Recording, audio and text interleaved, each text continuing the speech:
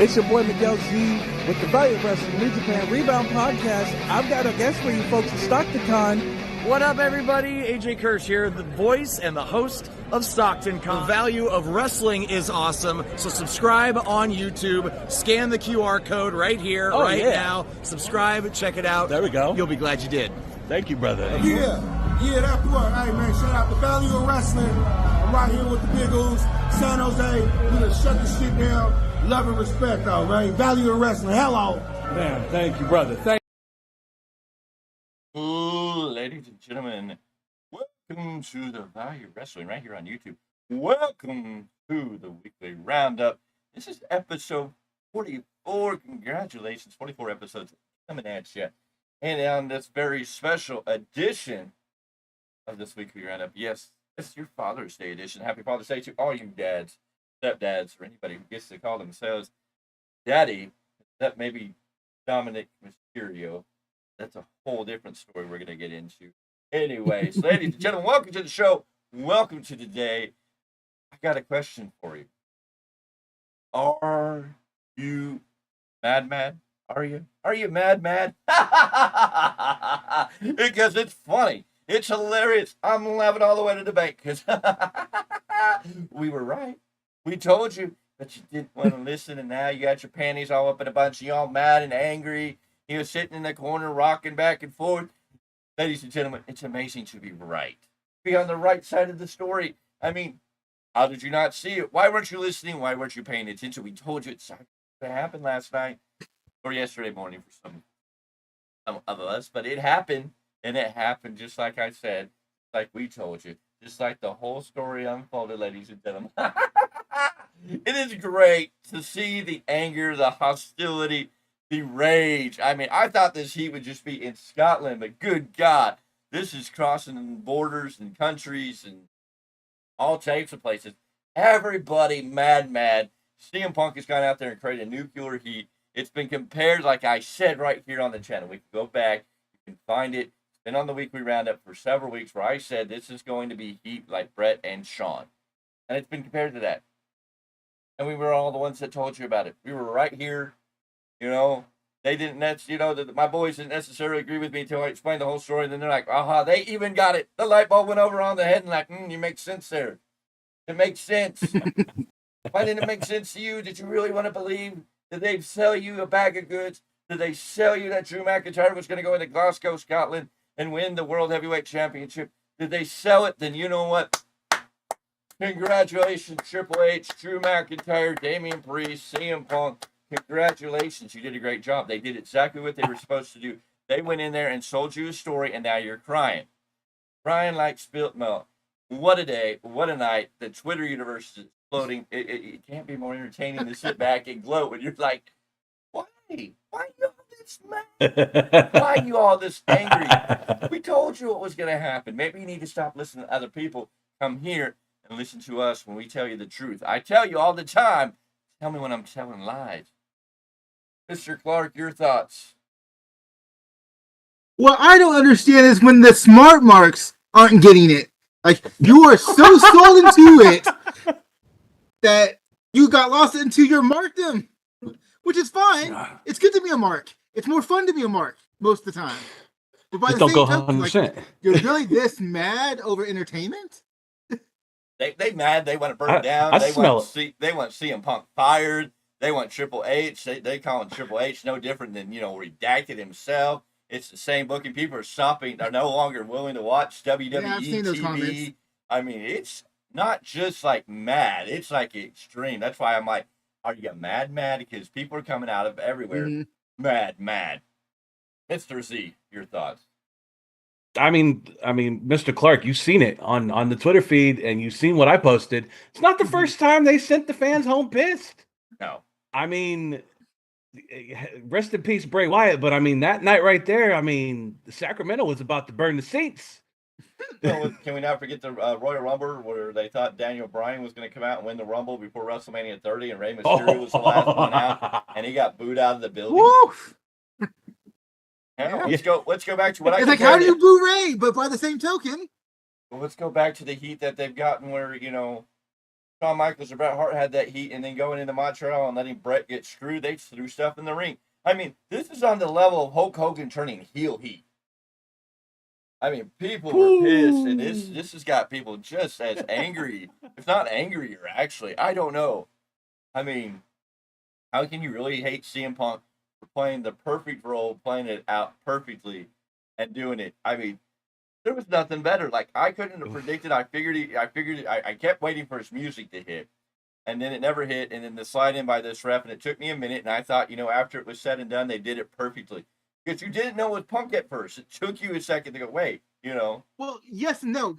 And I only say that because since we've been talking about the whole time, for this last month, it's like when they didn't show who the ref was as he's running down, I'm like, that's got to be Punk. Yeah. But for most people, I mean, it took a second. Of course, I was in a different position. I was kind of driving, and Miguel was watching it on the tablet as we were trying to drive to the event we had to go to because we were trying to get there at the proper time. But, I just kind of saw the ref, and then I'm like, oh, that's Punk. And glorious. And I've watched it back, and it's glorious. And watching the preceding part where they tell you how Punk got to that position, sitting in the back watching. Oh man, that was great. Watching the monitor and realizing, wait, I have a moment that I can do something, grabbing his shirt. And the fact of the matter, yes, Drew McIntyre, yes, CM Punk flew all the way over there. Agree with you. And then the aftermath of Drew McIntyre being pissed. I mean, give credit to Drew McIntyre selling this storyline so hardcore. He went after the ref. He went after Michael Cole. He went up against Wade Barrett. Wade Barrett on the post show ranting, saying we haven't seen heat. We haven't seen heat or a screw job like this since Bret and Shawn. Selling the story, saying CM Punk needs to be fired. Triple H needs to do something, that he doesn't have respect for his own basic boss right now, and Triple H for letting all this happen. Then we get to the post show. Punk shows up at a table with a box of donuts he stole from catering or borrowed, whatever you want to say. And then sat there having the lifetime, feeling like just little shades of an AEW throw in there that was just kind of entertaining. And the questions were great. He answered the questions. He had fun with it. It was great stuff. Then Triple H coming out there singing the praises of Phil Brooks and how, he holds a grudge. He holds a grudge. Drew McIntyre honestly brought this on himself because he sat there poking the bear. I broke your arm. I prayed for this. I prayed. And then Drew McIntyre's put himself in the corner twice. And then they asked, I love when CM Punk was asked, well, why wouldn't you want Drew to win the title so you can win it off him? And then Punk's like, why would I want him to win anything? Why would I want him to have anything good? And you're just like, I love it. Now, everybody's going to look on the chat and go, oh, you're a hardcore Punk fan. Anything Punk does, you're going to get on. Yeah, I'm a Punk guy. Because Punk does it good. When Punk is on, Punk is that magic. Punk can sell anything. Okay? Yeah. Punk can go to Alaska and sell ice to Eskimos. Punk is, if Punk gets out of wrestling, I hope he stays around at least as a manager. And I'm excited to see what Punk might do, as the rumors and speculation is that when he gets done with his in-ring career, he may go work under Shawn Michaels and eventually take over NXT. And Punk's got the training. Punk gets set under some of the greatest minds of professional wrestling.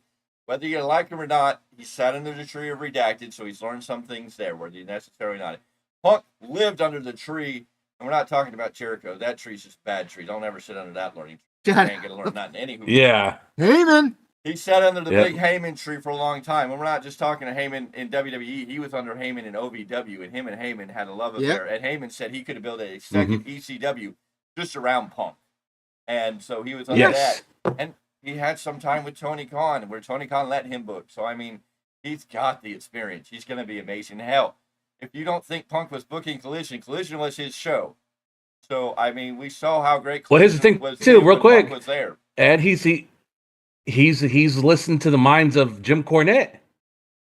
Oh, he loves He likes Jim Cornette. He's Paul Heyman. I mean, and he's a fan of the old school. He's watched the old school wrestlers. So, I mean, respects his elder, and he's a Bret Hart and a Macho Man fan. I mean, those are two big names that have helped mold his career.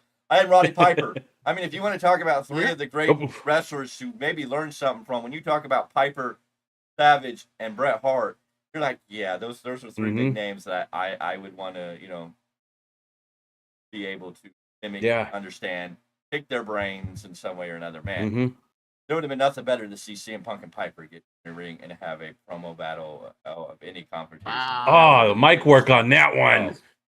It would have been. Mic check, great. 1 2 1 2. What we're seeing between Drew and Punk it's already been good. Now that we're on nuclear heat level, what we're going to see tomorrow night with Drew McIntyre, what is he going to say? What is he going to do to show up? Is going to be amazing. Anyways, ladies and gentlemen, I know we weren't here last night to cover your Clash of the Castle Fallout. Me and Mr. Z were out of town. We were in Lodi, California with the Realm of Warriors Championship Wrestling, their summer heat event in Lodi, California. We had a banger of a show. If you've already watched it, I do apologize for some of the audio issues. We did not hear on our end the audio quality. And so now we'll make sure that somebody, when we first start the show, at least tunes in to see where we're going. They may not have to watch the whole show, but whoever may not be in that show may have to tune in and just say, okay, everything sounds good on the air, so we make sure we're sounding good, because on our end it sounded fine. We couldn't what was going out over the air, unfortunately. So we're gonna, first time, you always go out there, you shoot your best shot, and I think we did a damn good show. As you can tell, my voice is still not 100% back, but it's a learning lesson. We learned a lot of things. We know what we're gonna do differently, and it's gonna get better. And ladies and gentlemen, I promise you, it's gonna get better, because Realm Warriors Championship Wrestling and their man Faliki. Yes, has told us he welcomes us back with open arms. I'm sorry, I'm not a name person. It takes me a little repetitiveness to hear it and state it. No, I understand. And get it in my head. Stellar interview I got with him. That was. But he wants us to come he's back. Saying his praises for us. Yes. Having a good time. And we want to go back, and we're going to be there, and we hope to be at the very next show. We hope to maybe even plug in more. Maybe bring some of these stars of bring a Realm of Warriors Championship Wrestling on the air. Whether it's our new friends in RJ Santos, Tarzan Durant, or the man who fears the value of wrestling, Jerry the Gigolo. Jerry the Gigolo, if you're out there, you had an invite to come holler at us. You had to ask your mistress of the night, and it seems like she said no. So maybe you're both scared of value wrestling. I don't know. But you're always welcome on the show. Jerry Gigolo, the white guy, the working man, the wise guy. Please. We love to talk to any of these guys. The number one contender for the Realm of Warriors Championship Wrestling heavyweight title, the Midas Creed. He won that three-way match, which was an amazing match, and we'll get into the details with all of that. But maybe we'll get some of these guys on the air. Maybe we'll have some in-depth interviews. But we're really excited for the very next show, and I can feel like Mr. Clarke has something to add to this thought. I just want to know, does Midas Creed have the Midas touch in the ring? Yes, he had the Midas touch. Yeah, he definitely showed it last night. It was a beautiful match. I mean, it's hard to dictate. Tarzan Durant definitely a stellar in that competition, and we will also give what was the other AC? Andrew Cass. Andrew Cass was an amazing talent in the ring. He brought it to a whole different level. Gangrel and Nick Ruiz brought us an amazing match. Wise guy going out there with the Vampire Warrior. It was great to see Gangrel in action. Rikishi, the big man there. And you know what? I'm getting too much into that. We're going to get into that in a second. Let's get through your Clash of the Castle review. We're going to break that down. 5 matches on the card. One of the best pay-per-views all year, if not one of the best pay-per-views coming out of WWE in a long time. WrestleMania was stellar. This is, and I'm not going to say it's comparable to WrestleMania, but I'm going to say out of the B pay-per-views, which are outside your big 4, this is probably the best pay-per-view of the year. This is a better pay-per-view than anything AEW's put out. And you can Sherlock. You can love it or hate it. Well, I know there's that Mark fan, that Mark them, that tribalistic group that can be like, no, AEW Revolution or AEW Dynasty. That was a nightmare. They're the best pay-per-views because they have real wrestlers and they gave us more wrestling and they didn't have a funky rope and people didn't get hurt. Blah, blah, blah, blah, blah, blah, blah. No, I'm sorry. What we saw at Clash of the Castle was probably the best out of the B-rated pay-per-views all year, if not one of the best pay-per-views, period, across the show. I mean, this could stand up against a WrestleMania. I mean, you could sit here and have a debate. What they gave us last night I'd say it's at least in the conversation. Yes. I don't know if it would go over. No, I'm not saying it would go over, but I mean, you could at least debate. I think you have enough points. The crowd. Yes. I think you have enough points in last night's show that you could actually have at least a reasonable debate. If you wanted to say that was the best pay-per-view, I think you at least could have grounds to stand on to compete with somebody debating at WrestleMania 40 was the best Cody. over the years so far. We're not there yet. We're trying to get there. We're trying to get there, folks. Was it better? No, but I mean, it's definitely in the running. I mean, at the end of the year, this needs to be at the top of the list of one of the greatest pay-per-views of this year, and definitely the best pay-per-view for B-rated pay-per-views. For these smaller shows that we're doing. This show was amazing. We opened it, and I know a lot of people are pissed off. Like, why is Cody? If Cody's the face of the company, why is Cody wrestling first? Even Mr. Z was slightly confused when the 2 hours to 0 hours going off the air, and they showed Cody and AJ walking to the ring. He's like, are they going to put it on first? And I had to tell him, remember, Drew McIntyre's taking on Damian Priest during Glasgow, Scotland. So who do you think is going to go on last? He's like, you're right. So yes, you had to put AJ and Cody on first, and it was the one that got everybody started. That crowd loved Cody. There was that technical error in the beginning where they had Talent No Name and Women's Tag Team Champion. I don't even care about that small technical error on the team in the truck, because this was an amazing match. I'm not going to go over point by point, move by move, down on the details. It was an amazing match. At one point, AJ pulled out a bag. I was waiting to see, is it hockey pucks? Is it dice? Is it thumbtacks? Is it, I don't know. Is it 4-leaf clovers? Who knew what it was going to be? But no, it turned out to be handcuffs. He handcuffed Cody's hands behind him, and then it started just wailing on Cody. Cody refused to give up. Eventually, AJ was looking like he was going to go for the phenomenal forearm, while Cody had his hands handcuffed behind him. He bumped AJ off the apron and off the ropes down to the side. Eventually got to the key and unlocked his hands. AJ at one point went over and got into it with Cody's Mommy Rhodes. Mama Rhodes. And, Mama Rhodes. as I was sitting there going, you don't do that. I was telling Mr. Z, because I was with him watching. It's like, you don't mess with Mama Rhodes. Even Dusty was scared to cross Mama Rhodes. Cody told Brandy Rhodes just come out and go, you don't mess with Mama Rhodes. There's one person in the world you don't mess with, and that's Mama Rhodes. AJ got into it with her, and she slapped the snot out of him. Not once, not twice, but three good lookings in there.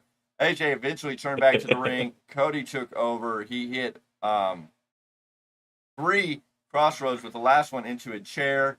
The fans kept going, one more. Rhodes did cuff AJ to the ropes and unloads with chair shots, but Styles wasn't quick. Cody then went out and got the stairs. AJ was in the corner. Cody held up the stairs, started to charge out Styles. Styles called over the ref and said, I quit.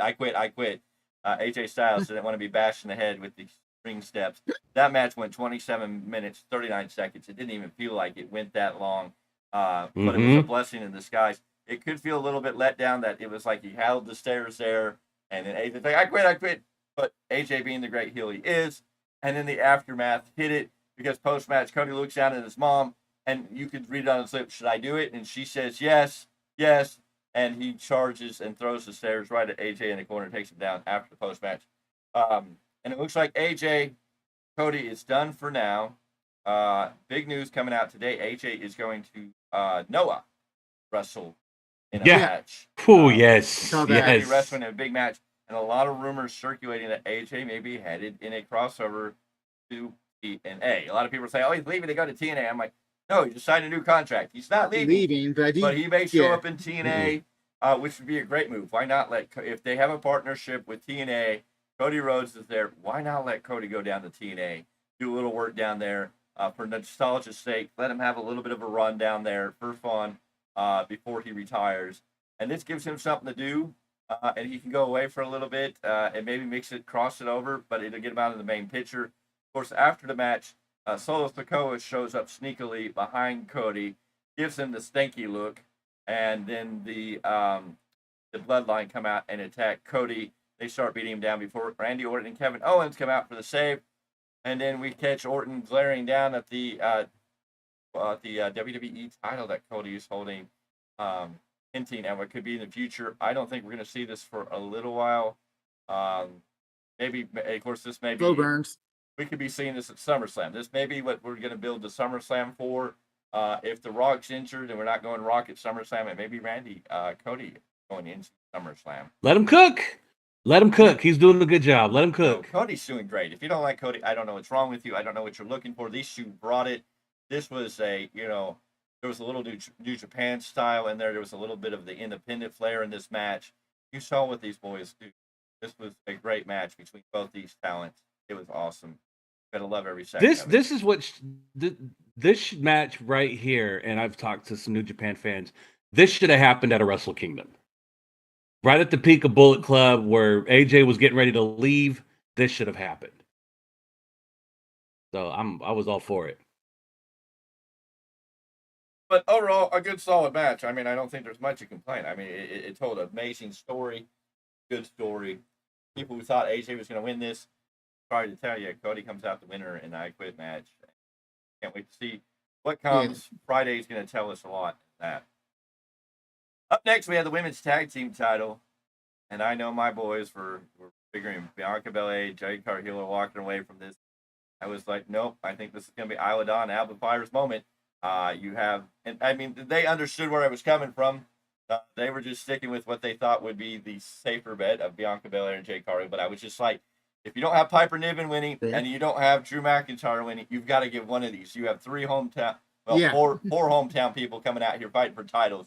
If you don't give one of these titles up, I don't know if you can sell that all the way through. Now, I definitely would understand if Bianca and Jade Cargill would have walked out of the titles with the titles still. It would have made sense. The shocker would have been Shayna and Zoe. I mean, I think that would have shocked the whole universe and would have been much more confusing. But in the end, in a really good match, other than I know Jade Cargill tried to get up off the top rope and planted face first. That rope was loose. They've shown footage of that rope being loose, and it didn't work out. Baszler, the German suplex hits Baszler, but Dawn is back with the German suplex to Cargill. Dawn steals the pin. Match went 12 minutes, 15 seconds. Your winner and new women's tag team champions, Alba Fire, Isla Dawn. They had a beautiful moment with the titles. They got to celebrate with their family. They got flowers from their family. This was a beautiful sight. This was a beautiful moment of celebration. This got the crowd up higher than anything. And the expressions on the face of Jade Cargill and Bianca Belair, I don't know how, but I mean, I'll give Bianca Belair her flowers in this and Jade Cargill their flowers. They sold that loss like they didn't know it was coming. Like they hadn't been told the story. You know, we know what the kayfabe, we know what the story is. We know how this goes. It's not dumb. But when two wrestlers can sell it, that they even look shocked, surprised, stunned, confused. I mean, in their faces in those few moments, you could see all their emotions going through. And you're just like, they sold it very, very well standing there together. But the Alba Fire, Isla Dawn celebration afterwards, I don't know how you can't be happy for these two women winning this match. If you're all upset because Bianca and Jade didn't win the titles, you're going to chew on Jade for still being somewhat green. If you're going to crap all over it and say they only did it because they were in their hometown, and even Triple H came out and told you, I think it was Isla Dawn, whose family passed away, and Triple H talked about it. Alba Fire. Yeah, Alba Fire. Okay. Alba Fire had lost family, and Triple H told you they didn't do it for those reasons. They did it because they had earned it, and we are. We have new women's tag team champions. What does that mean for Bianca and Jade Cargill? We're gonna have to wait and see. Will they win these titles? Will they win these titles instantly back? Is this going to be a short reign? I don't think so. I think Triple H kind of put it in the end that this is where they're going to run with. So I think we're moving forward. But this is a good match, other than the couple little itty bitty botches that I know people are going to nitpick. But this is good. Mr. Clarke. If you want to nitpick this. When the Unholy Union were brought to the main roster, they were the NXT Women's Tag Champs. Look at that strong run that they first got just onto the main roster. So the fact that we've already seen what they can do when Creative is able to get behind them upon all the other acts that they have to deal with. Right. So the fact that they're the women's champions now, I mean, I got faith that they'll do some good stuff. Like you didn't have to watch NXT, to know what's going to happen as a possibility. I'm not leaning. I didn't say you were leaning. I just said Mr. Z. And he continued, so I could actually go, Mr. Z, your thoughts.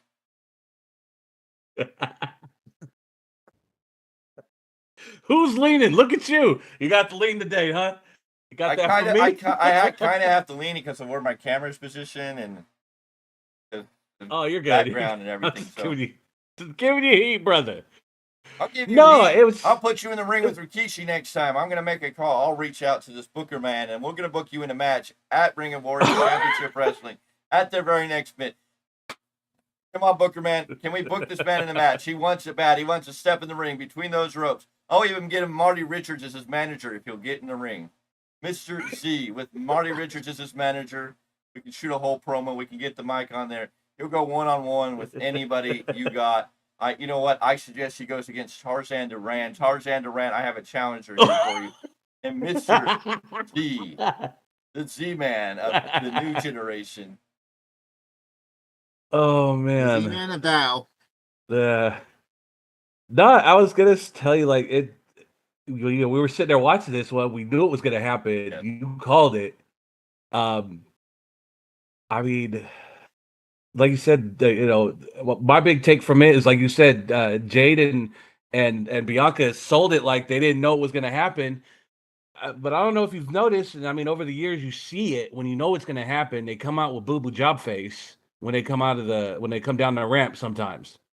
And no, they came out ready to defend the titles, ready to retain the belts, and just Isla Dawn and Alba Fire picking up the big win, literally getting their flowers from their family. Yes. I mean, Yes. there's no complaint here, but you fans that are just completely nitpicking about, oh, Jade this and Jade that. Jade looks like $1 million, no matter how you put it. And they sell her like $1 million. It's about how the machine gets behind Jade them. Cargill's already to be in that world title picture, women's world title. I'm sorry, she could already be in that title picture. Whether you like it or not, you could book her in a match against a Bayley. You could book her in a match against a okay, let me rephrase that. To be in the match is one thing. To win the match, I don't know if she's quite ready. No, but you could put her in there with the Bayley and have Bayley make her look like $1 million. And then you could have a good run quick with Jade win. Cargill and Bayley. And if you had their first match where she comes up short and then comes back and wins it, hell, I'm waiting for. I want to see Jade Cargill, Nia Jax. Now, if you have Nia Jax beat Bayley for that title and then turn it into a Nia Jax Jade Cargill fight for that title, yeah, I'll sell it. Anyways, good match. If you want to nitpick the little stuff, I don't know what to tell you, but this was a good, solid match between 6 women who gave it their all. Shayna Baszler, Zoe Stark, they deserve their flowers. Bianca Belair, Jade Cargill, minus a little botchy moment on that rope, and the rope was loose, so I got to say, but I mean, all these women brought it. They brought a great match. There was a great storytelling and all of that. Love it. Alba Fire and Isla Dawn, your new women's tag team champions. We recap Sami Zayn defending the Intercontinental title against Chad Gable, and what a match. This is what Sami Zayn and Chad Gable did to us. It was on level, or close to be on level with what we got from Gunther and Sami Zayn at WrestleMania. I mean, this is a good damn match. They sold Chad Gable almost winning this. Some impressive moves. I mean, you couldn't help it. Eventually, Chad drops Sammy and gives it, or he goes out, gets the title, hands it to Maxine, gets in the ring, drops Sammy across the second rope, distracts the referee, wants Maxine to hit him with the belt. She looks like she's going to go for it, but doesn't. Eventually, she's walking away. Chad Gable's yelling at her. Sami Zayn comes out and knocks Chad Gable down, ties him up around the legs. He falls forward and is able to flip her leg that was already in a boot. This then set off Otis. Yeah. Otis confronted Chad Gable. Chad Gable tried to calm him down. Eventually, Otis decided to play the Hulk Hogan of the moment and carry Maxine out of the arena in his arms back to safety. Chad Gable wasn't very happy during the distraction. Sammy got the Helluva kickoff. This match went 21 minutes, 59 seconds. Sami Zayn retains your Intercontinental title, and a beautiful match after the match is what makes this match even better. This match in the ring was great, but the aftermath was so great because post-match, Gable just doesn't look crushed. He looks ready to come unglued. He looks split. His expression in the ring after this match, and he held it for like minutes. I'm talking about a good 5 extra minutes after this match. He was holding that same face of anger and resentment. We're going to get a different Chad Gable come Monday. We're getting something different from Chad Gable. I think the Alpha Academy is going to fall out. Otis may turn on Chad Gable here. I don't know how this is all going to play out. Or Chad Gable may not even show up at the Alpha Academy. He may be showing up with the Creed brothers starting tomorrow night, and it would make perfect sense. He could drop them and call them out. Hell, if I was going to call out Otis, Maxine, and Akira Tozawa, I'd have them come out, and I'd be chewing them out, and I'd be like, I'm going to show you what real family is, or what real competitors out, and you bring the Creed brothers out and let them destroy Akira Tozawa and Otis. Will Ivy Nile play a part of being with the Creed brothers? I don't know. I don't know if you need her if you're going to line the Creed brothers with Chad Gable. It felt like they were trying to use her as kind of a extra component, a manager, another little piece of the puzzle. But if you're going to put him with Chad Gable, I don't know. And especially since Ivy Nile's been more meeting with being friendly with Maxine, I think you're going to be better there. I think Ivy Nile staying as a babyface may be better, so maybe pulling her away from the Creed brothers. And she hasn't been featured as much with the Creed brothers regularly. She's been in spots here and there with the Creed brothers the last few times we've seen them. So I'm thinking she probably won't be a part of this. I don't know if they need her in there with Chad Gable. And, of course, you're going to turn on Maxine. I guess Ivy Nile turning on. There's a good storyline. I just don't know if she adds anything to this group with Chad Gable kind of being the front runner with the Creed brothers. We'll have to wait and see. But I believe that's what we're going to see. Your thoughts on this match, gentlemen? The fallout. The match was great, but how many times? Okay, I'm torn here because Chad Gable is so over because of the storytelling.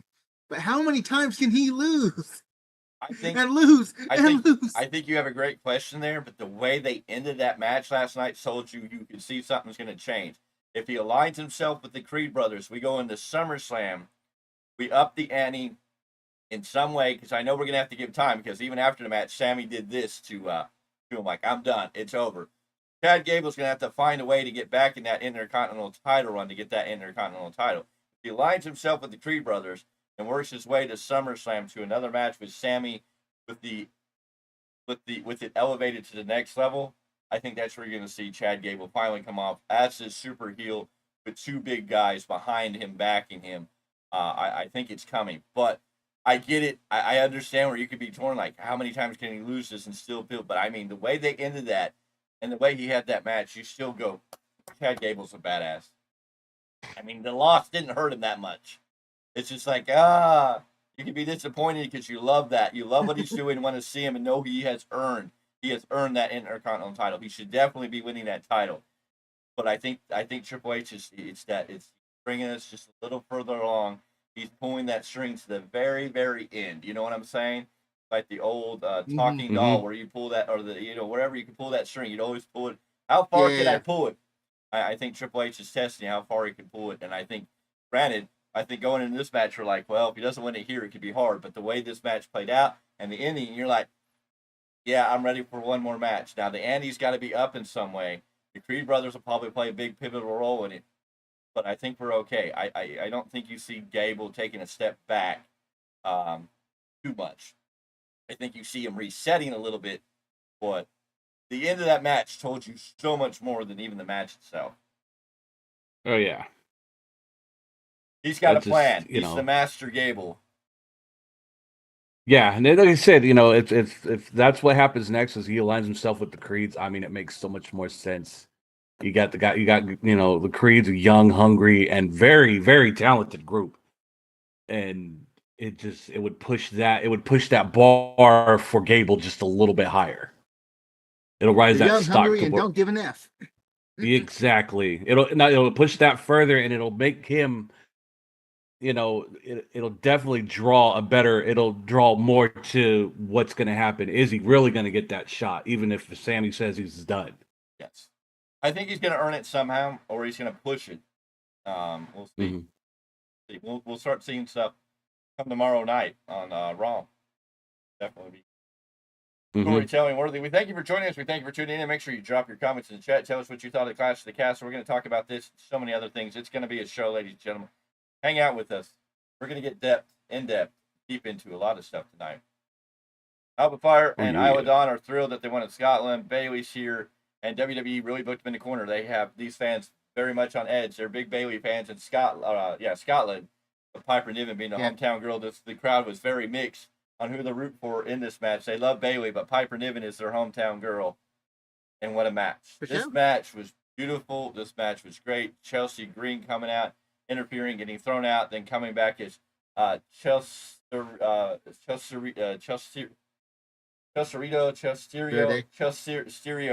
She came out in a mask. And I always say that because she went on Twitter and said, that's not Chelsea Green, that's Chelsea Stereo. Stereo. Yeah. But to mix of Chelsea and Mysterio. Quite hard to pronounce a little bit there. Anyway, this was a solid match. Bayley doing really good. All of a sudden, it looked like Piper Niven was going to get the win. She hit a huge Piper driver, a Vader bomb. She was on top. Piper grabbed with a swinging bossman slam back in. Niven misses with a big splash, allowing Bayley to get a crucifix for the pin. Match went 13 minutes, 28 seconds. Both these women came out here looking stellar. Piper Niven has never looked better than she did last night. That woman looked like $1 million. She made herself. She made herself look like a real threat. We thought she was almost going to win. I can't wait to see what we're going to do with Piper Niven going forward. Go ahead, Mr. Clarke. I just want to put a slight amendment to what you just said. She hasn't looked this good in WWE. Well, that's what I'm talking about. I mean, you know that she hasn't looked good. I know she's been other places, but I'm looking at the character based on what she's done in the company she's in currently. So, I mean, she has not looked this good in WWE. That's why I just called it a slight amendment. I know. But, I mean, it's amazing. She looks good. She looks like they put her in the main event level. You want to see more of Piper Niven going forward. You want to talk about someone going over and taking the L, like Piper Niven, definitely, even in front of her home crowd. Like, you even had the fans at home wondering, like, damn, is she really going to pull this off? And then Bayley with the quick pin. I mean, you couldn't have sold that better. Main event, the world title, the WWE world title, not the Raw world title, it's the WWE title. McIntyre, Damian, match of all matches. Best match of the night. I guess Gable and Sami Zayn would probably be the match of the night, but Cody Rhodes and AJ Styles gave you a hell of a I Quit match. Drew McIntyre and Damian Priest gave you a good match too. This match was great. They built this, make you believe McIntyre was going to win. Everything about this. Was McIntyre going to win? Priest did try to go over the top rope, and he twisted it. He got caught in that loose rope. So he goes, we get a Mickey Nogue's driver back up. Priest knocks him to the floor, meaning it's time for the step up dive, but Priest slips, gets tied up in the ropes for a landing that could have been much worse. Luckily, he got tied up in those ropes and caught himself. Priest's ankle is tied in the rope. McIntyre stomps away.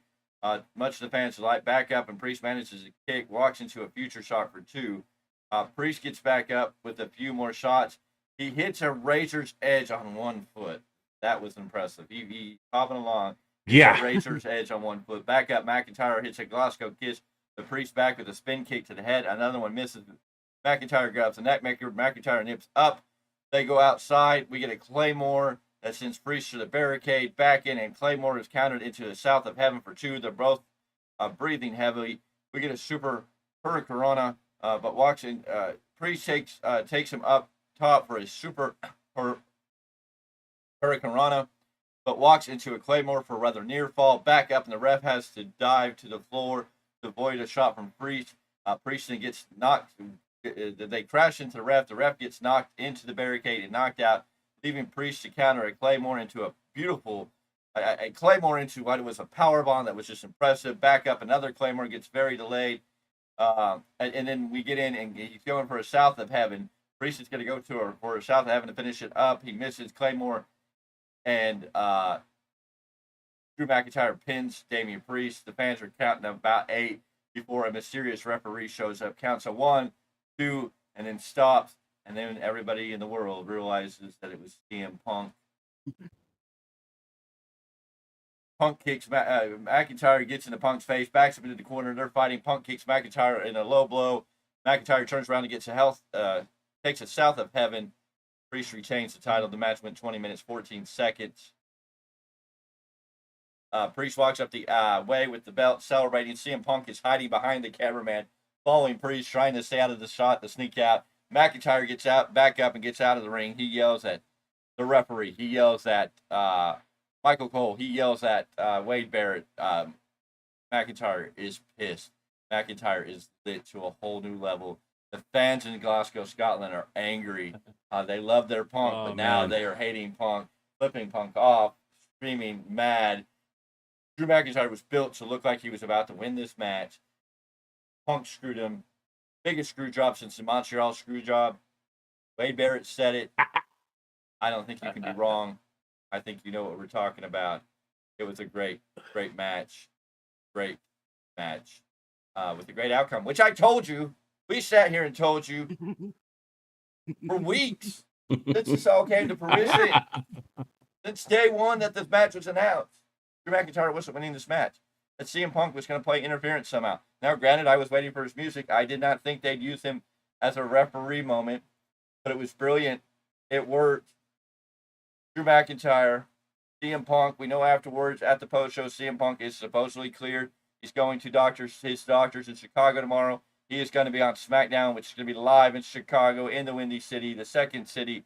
Ladies and gentlemen, CM Punk's going to be there to make a big announcement. Hopefully it'll be that he's cleared. Will Drew McIntyre show up on SmackDown? Will we get this conversation? Drew McIntyre, CM Punk going into SummerSlam. This is going to be a summer of Punk, a summer of Drew. This is going to outshine a lot of things. Cody's going to have to bring it with the bloodline to a new level. Damian Priest is going to have to step up his game. These two men are going to make everybody around them have to bring up the game because Summer is going to be talking about SummerSlam.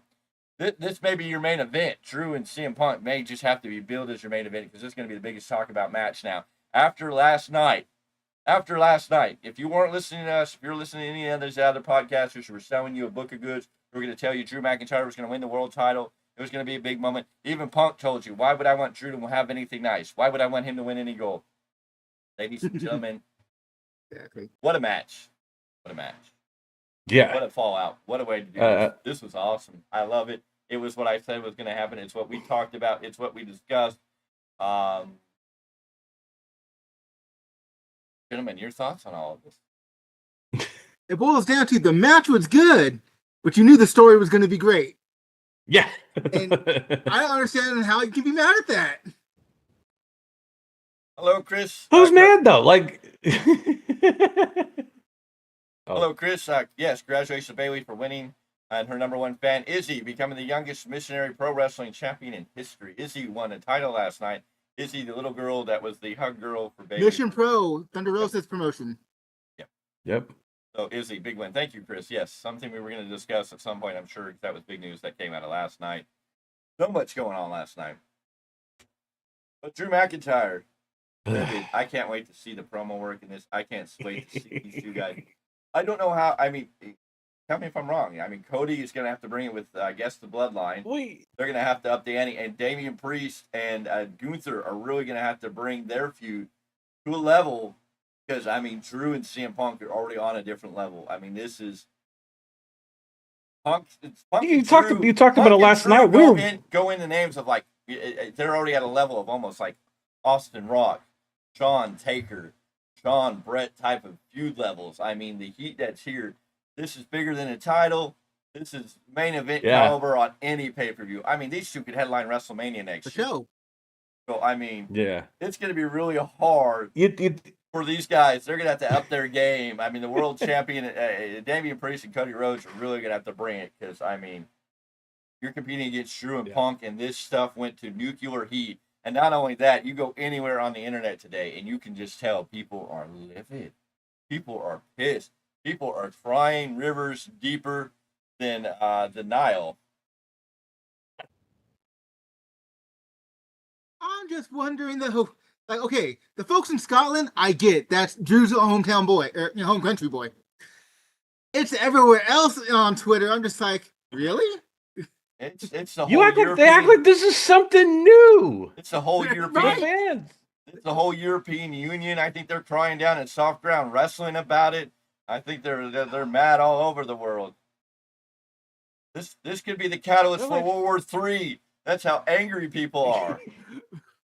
Don't say that. We don't need to see it. We don't need to see all that. Hell, this could cause an American Civil War. Just the anger and outrage. And they're not just mad at Punk. Why they're not just mad at Punk. They're mad at Triple H. They're mad at his booking. Well, yeah, you don't send the fans home pissed. Yes, Bravo. you do. When you tell a Bravo. story this damn good, and you can get that type of emotion, that type of reaction out of the people across the global platform, that they mad at you for booking it, you're doing it right. Triple H is doing it right. Tony Khan. This is the type of heat you want. This is the type of heat you want people to get you to talk about. Not about just bad booking and booking for the sickos. This is how you should be booking your storylines, where people are so pissed off at you that you're getting over. And redacted, the trucker mother trucker could not have booked this. He would have wanted it in his own vision. No. What Triple H is doing good is he knows how to poke the fans. And this is what this is about. Triple H is listening. Triple H is totally in tune. But he knows what he's seen. He's got the vision, and he knew the right moment, the right place. I've been calling this. We have talked about this. I know at first they were a little skeptical, but when they got on board, ladies and gentlemen, they're like, yeah, I see the light. If you didn't see the light, I don't know what to tell you. Maybe you need to go to church with Marty and get rebaptized in the waters of wrestling, because I saw it from day one. It was clear as a bell where we were going with this. There was no other story to be told. There was no other way to it. Priest wasn't losing that title. I'm sorry, I love Drew. Did Drew deserve that world title? Yes, definitely. No doubt about it. He's earned it. He needs that big moment. Will he get it at some point? Was it now? No, because his story, which makes him bigger than that title right now. His story is bigger than that title. He's got a great feud with the returning CM Punk. This is going to be awesome. Now I'm probably going to upset everybody else, because that first match at SummerSlam is probably going to be a Punk win. It's got to be. Yeah, well, it's got to be the win. It's going to be Punk's first singles match in the company, unless they let him start wrestling on the TV shows. We'll have to see. But I'm telling you, Punk's going to win that first match, which is just going to elevate Drew, honestly. It's going to elevate Drew, because now he's just going to be more pissed. We'll see where that goes. We got to. I mean, the running joke afterwards, we were waiting to see if Drew was going to pull a Chris Jericho and throw a big hissy fit after the match was done and tear shit apart. But I thought Chad Gable was going to do that too at one point. Yeah.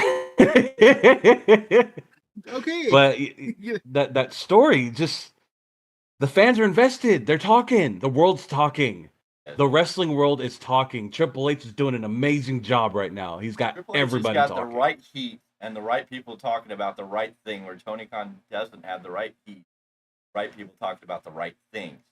That's the difference, Tony. Right. No disrespect. I know you're trying. I respect what you're doing. I don't agree with it. But you're not doing what Triple H is doing. You're not booking for the right heat. If you want heat, you got to book it the right way. You want people talking about it, it should be talking about how angry they are at you for screwing Drew McIntyre. I mean, Tony, if you want to get over, if you really want to get over, you should be screwing MJF. If you were screwing MJF like Triple H was screwing over Drew McIntyre, be on a whole different level. This stuff went nuclear. I mean, this is nuclear. You can't go on X and not just see people in rage. Oh, it's everywhere. People it is everywhere. Saying Drew should regret re-signing with WWE, because if he was in AEW, he'd be fighting for the world title right now. A world title that's actually some of the fans last night at Realm of Warriors were talking about this too. They were like, "Damn, like they did Drew like that." Like they were talking about it. It was great. I mean, you know, they're saying he'd be down there. I'm like, he'd be winning a title that's meaningless, a title that's going to be dropped by Swerve, who's probably their best champion right now.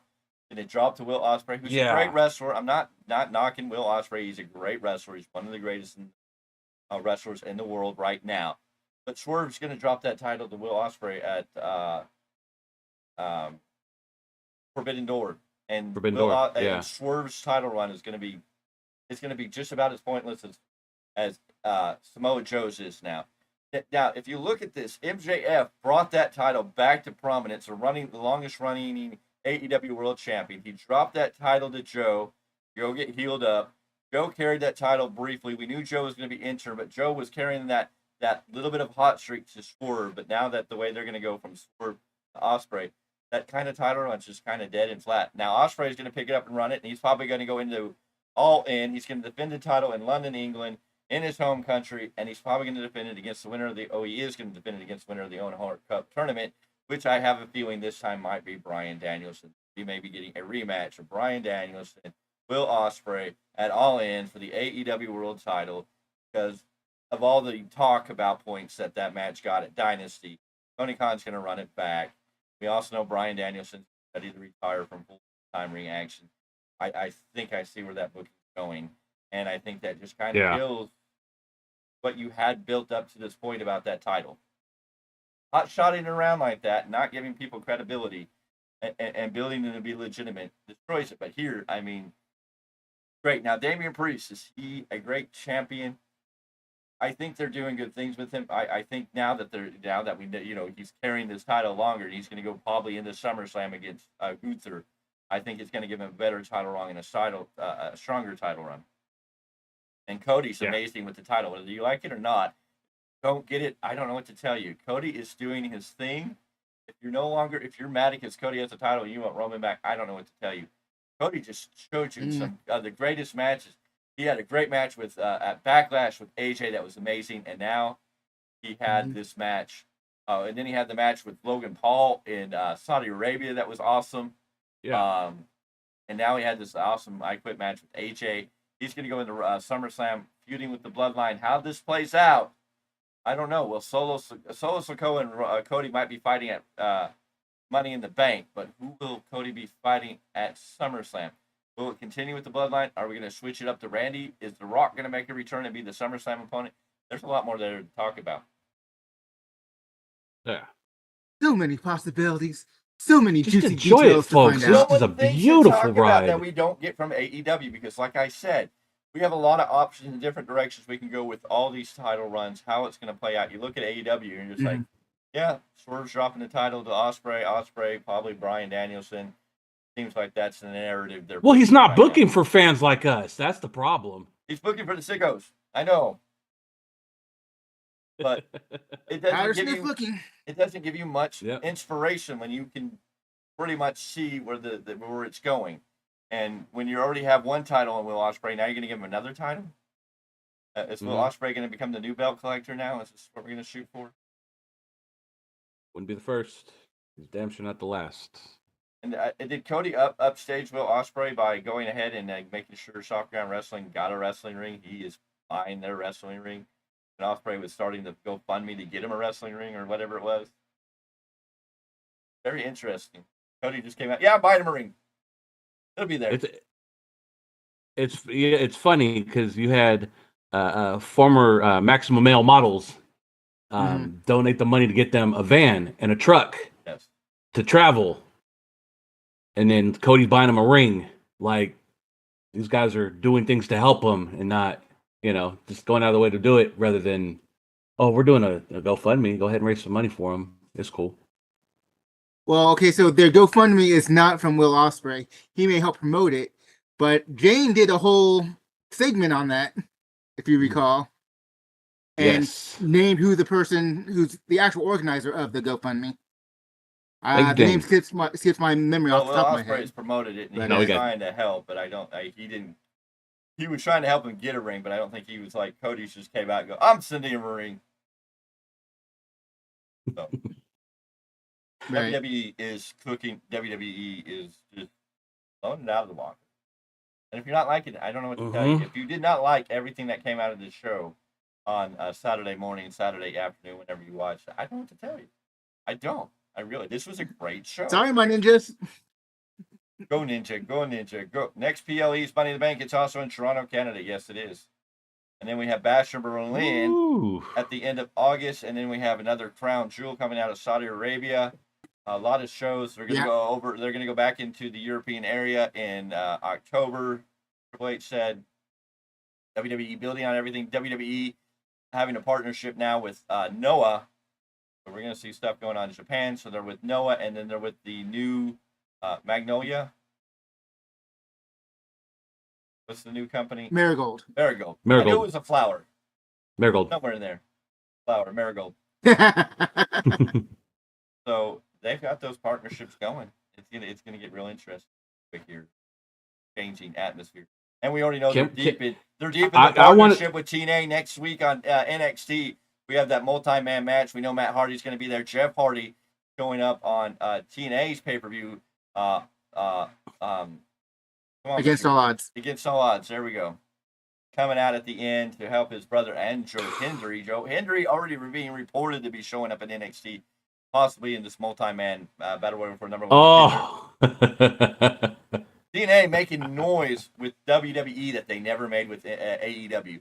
You notice that in TNA, TNA got their hype back when they made the change back to TNA at the beginning of the year.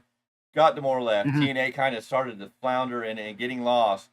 Now partnering with WWE, they have more attention, more name recognition. People are talking even more about Joe Hendry than before. Now WWE, NXT, and everybody's calling for this. And they're singing his name, so he's probably going to show up. WWE in just 6 months has done more for TNA than AEW did with their partnership with TNA. It's like somebody said, what did AEW do for them? They sent Kenny Omega over there to win the world title and then take off with it. Only to lose it to Christian Cage, who was another AEW guy.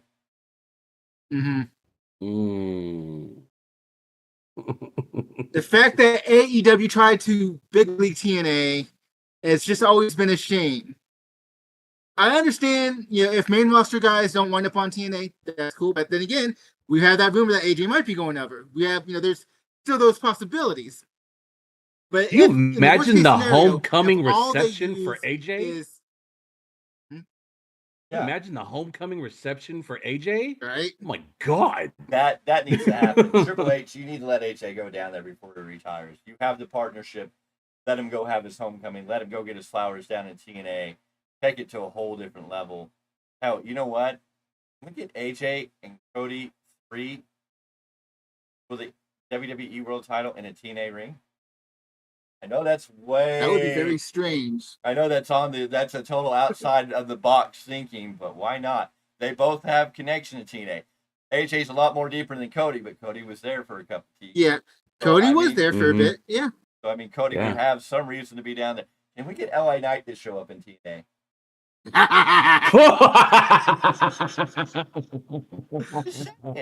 There's so many possibilities that you could have here in this partnership. Yeah.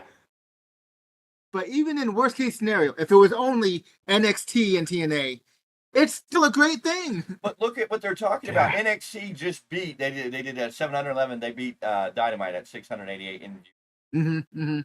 People are turning into NXT. TNA's pay-per-view was a hot buy. TNA is getting people talking. You look at the wrestling news now. TNA's name is much more prevalent. Yes, it's tied to WWE, NXT, but it's out there. It's out there. Yeah. AEW. They believe in Joe Hendry. AEW is floundering. AEW needs to. Tony Khan needs to regroup. Needs to look at what he's booked and decide, is it working or is it not working? If it's not working, it's time to throw it out. Like the Elite storyline, not working. Nobody really is behind it, and they're killing Okada. I guess today they did a Father's Day package, and he said Happy Father's Day and started crying, and then just Stone Cold stopped. No pun intended there, but yeah. For the man that's supposed to have come from New Japan as the legend of New Japan, when you talk about Okada and he's supposed to be on the levels of Antonio Inoki in New Japan realms, and then he comes over here and you're just looking at him going, I get he's trying to be a heel, but I'm just like, this is the Rainmaker. This is for people like me that didn't. I know enough. Look who he's grouped up with. I'm aware enough, but even people who may not even be aware enough of who he was in New Japan and only heard murmurs. Even if you didn't know him, and then you're like, why are we paying this guy like $3 million a year, whatever it is? Why was there a bidding war for this guy between WWE and AEW? Why is this guy such a big deal? And I'm telling you, I called this at the beginning of it, but I feel like Will Ospreay's rub, his star power is starting to that sizzle, that sparkle, that shine. It's gone. He's not gone. It's starting to go. He's not getting that big reception he used to when he first came in. What did I say? If they use him every week, if they have him out there all the time, people are gonna get bored with it. They're just gonna be like, okay, cool. And Mercedes Moné has done nothing. She won a title. Oh, you mean?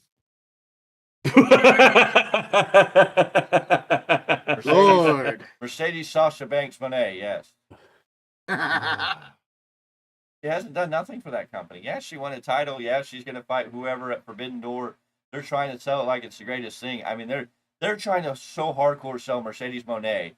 That's how bad you know it. When they have to sell her that hardcore down your throats, you know it's flopping. But And I've a never. modicum of interest is because it's the New Japan Strong Women's Championship, the belt she was supposed to have had. Ooh, and who she's facing. That's what they are banking on. And while it's an interesting idea, that should not be the only thing.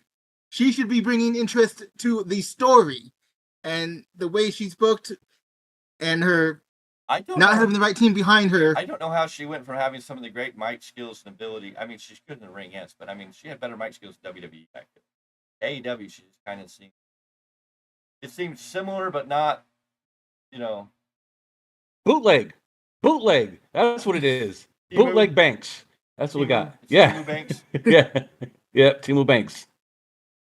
And it's the same person playing the character. Exactly. I hope. And she can't hit her finisher on anyone and make it look good.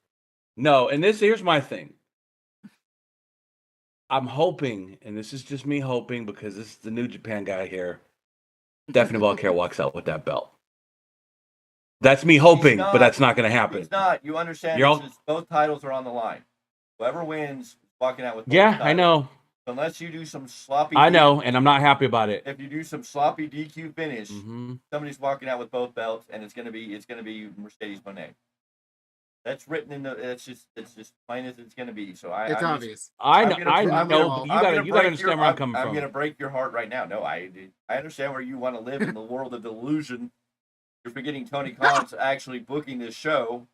So no, he's not. Mercedes. Yeah. Yes, he is. Mercedes Moné is going to win this match and have both titles. No, he's not booking. The tampon bucks are. They're booking for their sicko fans. They're not booking anything. Don't let storyline get you confused with reality. Right. Tony Khan's still writing the book. The tampon bucks should play whatever freaking role they are. It's just that we know Tony's booking it, and it makes them both look stupid. It makes the Young Bucks look dumb when they're trying to control the show, and it makes Tony Khan look stupid. If you're booking the show and this is your company, you're letting idiots overrun it, and you're doing nothing to stop it, your biggest get is to hire Christopher Daniels as an interim EVP, and he comes off weak. I know you love Christopher Daniels, Mr. Clarke. I know you're loyal, love the Fallen Angel gimmick from Ring of Honor, TNA days, but this is not that same Christopher Daniels. I'm sorry. No. This was not the same. He's still got a lot of equity with me, regardless. I get that, but the way he's being booked on AEW TV, this is not the same Christopher Daniels that was talked about being the higher power in WWE at one point. This is the guy they're trying to use. I'm just happy he's on TV, okay? WWE. They haven't used him in a while. WWE let Mr. Clarke have his celebrations for this, man. WWE he's killing the better poor guy. General managers and interference, and even Austin was better, and Mick Foley about how they booked and fighting against somebody else trying to do shit. I am not arguing against you. I am just saying that I'm taking what I can get when it comes to Christopher Daniels. I know. There you go. But I'm not even mad at Christopher Daniels. I'm mad at Tony Khan because this is what you picked. This is what you're putting out there to try and take down the elite. Tony Khan, stop booking people that matter and make them look like a booch. Oh, and here's the thing: he's trying to double book himself. He's trying to make Swerve as the AEW champion against Will Ospreay, and then he's trying to book Swerve as the head of the next team AEW. But Swerve is already looking like a joke. Everybody knows he's losing that title at Forbidden Door. So it's like once he loses that title, and he goes fights the elite. Why invest in him anymore? Yeah. And he's going to go fight the elite at Blood and Guts. It looks like he's going to be aligned with the Acclaimed and Billy Gunn. So you went from being the world champion of AEW to teaming with the Acclaimed and Billy Gunn. Do you not see that coming? Are you not looking at what we're getting? Did you not catch all this in the last few weeks of what we built to? Oh, I did. It's just I hate hearing it, and it's sad. I mean, they told you let me stay over here in my corner and cry. No, I'm pulling you all out of hurt. You have to come out of Fantasyland because the rest of these people got to come out of Fantasyland. Oh, I'm not in Fantasyland. I'm just gonna stay in my corner and cry because that's how heartbroken I am. Yes, Chris, I believe Mercedes Moné will be a double champion coming out of Forbidden Door. So will Ospreay. Mm-hmm. And it'll get no And then they can do the reaction. dance together. Yes. Oh God. On the scrum with No. Tony Khan doing it too. Oh God. Wearing Tony Storm's hat and glasses. And that means Tony Storm jeez. and Luther are going to be doing the dance too, along with Mariah May. It's going to be a dance contest, and then Daniel Garcia's got to jump in there because he's the dancing queen. And then we might as well call up Alex Wright just so he can get a few moves in there. And you know what? Let's piss Tony Khan off and throw Disco in there. Where's Glenn Gilberti? He can get in there and do his own dancing. You'll be judging the contest. And then Vince Russo can walk out of the back and be like, I got you, bro. I've been booking this show the whole time, bro. I know how to book wrestling, bro. And I know that guy on Value Wrestling, bro. His name is Miguel, bro, and he wants a forklift match, bro. Bloody guts, bro. We're going to get a forklift match, bro. Just for you, bro. I know you like it, bro. Why?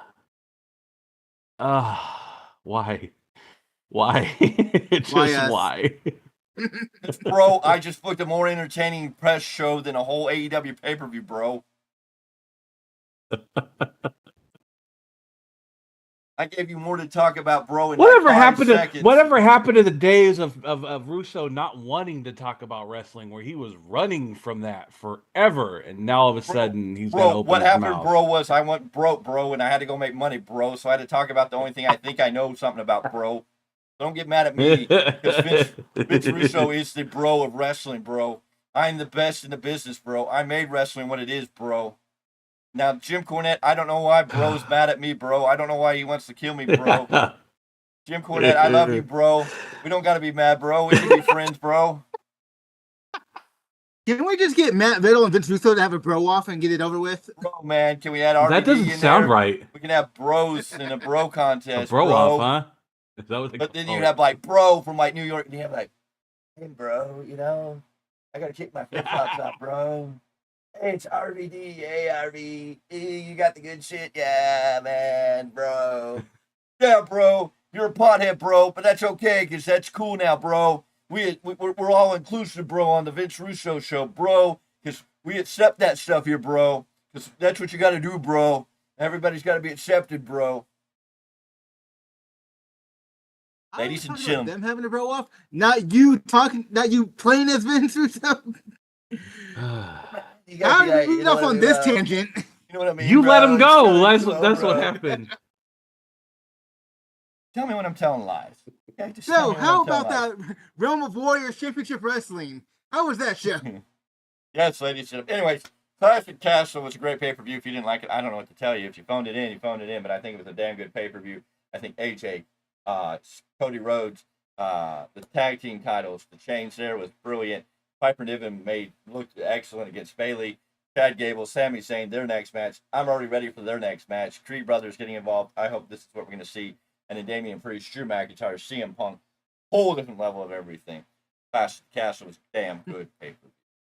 Yeah, after Clash of the Castle, or sort of during the ending of Clash of the Castle, me and Mr. Z had to hop in a car, take an hour ride up north to Lodi, close to the old stomping grounds for all three of us. I think we've all kind of danced into the moonlight of Lodi. Mr. Clarke a little more because he lived a little bit north of Lodi on the upper north end of what is Lodi, because Lodi kind of bumped up to little old Campo. For about 3 to 5 months, I actually did live in Lodi. Oh, okay, he lived in Lodi. He lived in El Campo. The San Joaquin boy, a real 209 boy. Even though your 209 clique at the Realm of Championship Wrestling event decided to go 4-on-1 against one member of the Bike Club. Oh man. What a great show. Realm of Warriors Championship Wrestling Summer Heat event was. We got there about 2:30. We got set up. It was a great time. We got to meet a lot of wonderful people. It was a wonderful event. The crowd was hot. That place was packed out. They were nearly hanging out of the rafters. Granted, the building wasn't that tall, but I mean, it was an awesome time. Rikishi showed up. They said they sold 45 tickets to the Rikishi meet and greet. I'm telling you, I think about 100 people walked through that line to meet Rikishi. Every woman in WWE look when they are in the ring with Bayley. Every woman in WWE look when they are in. I don't know which. Look good. I think he said meant look good. They look good. I think that's what he's meant to say. Yeah. Bayley makes a lot of people look good, but Piper Niven really brought it at her own level. Piper Niven didn't only look good because of Bayley. Piper Niven also brought her own level of looking good. I mean, Piper Niven showed what skills she had. She showed what Mr. Clarke was talking about when I was kind of saying this is the best we've seen Piper Niven in wrestling, or for me it was at least in WWE. And Mr. Clarke had to go, but no, there's other stuff before she came here that made her look good. So I mean, she could bring it, and we finally saw what she can actually bring. But yes, when you get in the ring with Bayley, Bayley's going to make you look like $1 million. But that's what these people are supposed to do. This is not what happens with AEW veterans. Chris Jericho's not making anybody else look better.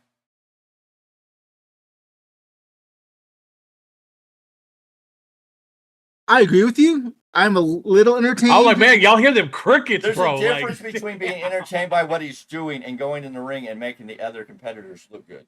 AEW doesn't even do that. I agree with you. I'm not arguing against you. He needs to go home. He needs to But get off my AEW TV and stay away. AEW, it's like the Young Bucks. If the Young Bucks are out here with Private Party, the Acclaim, the Dante Martin and Top Flight, they would have helped get Butcher and Blade over. If they would have helped any of these teams look better by giving it to it instead of worrying about getting all their moves in.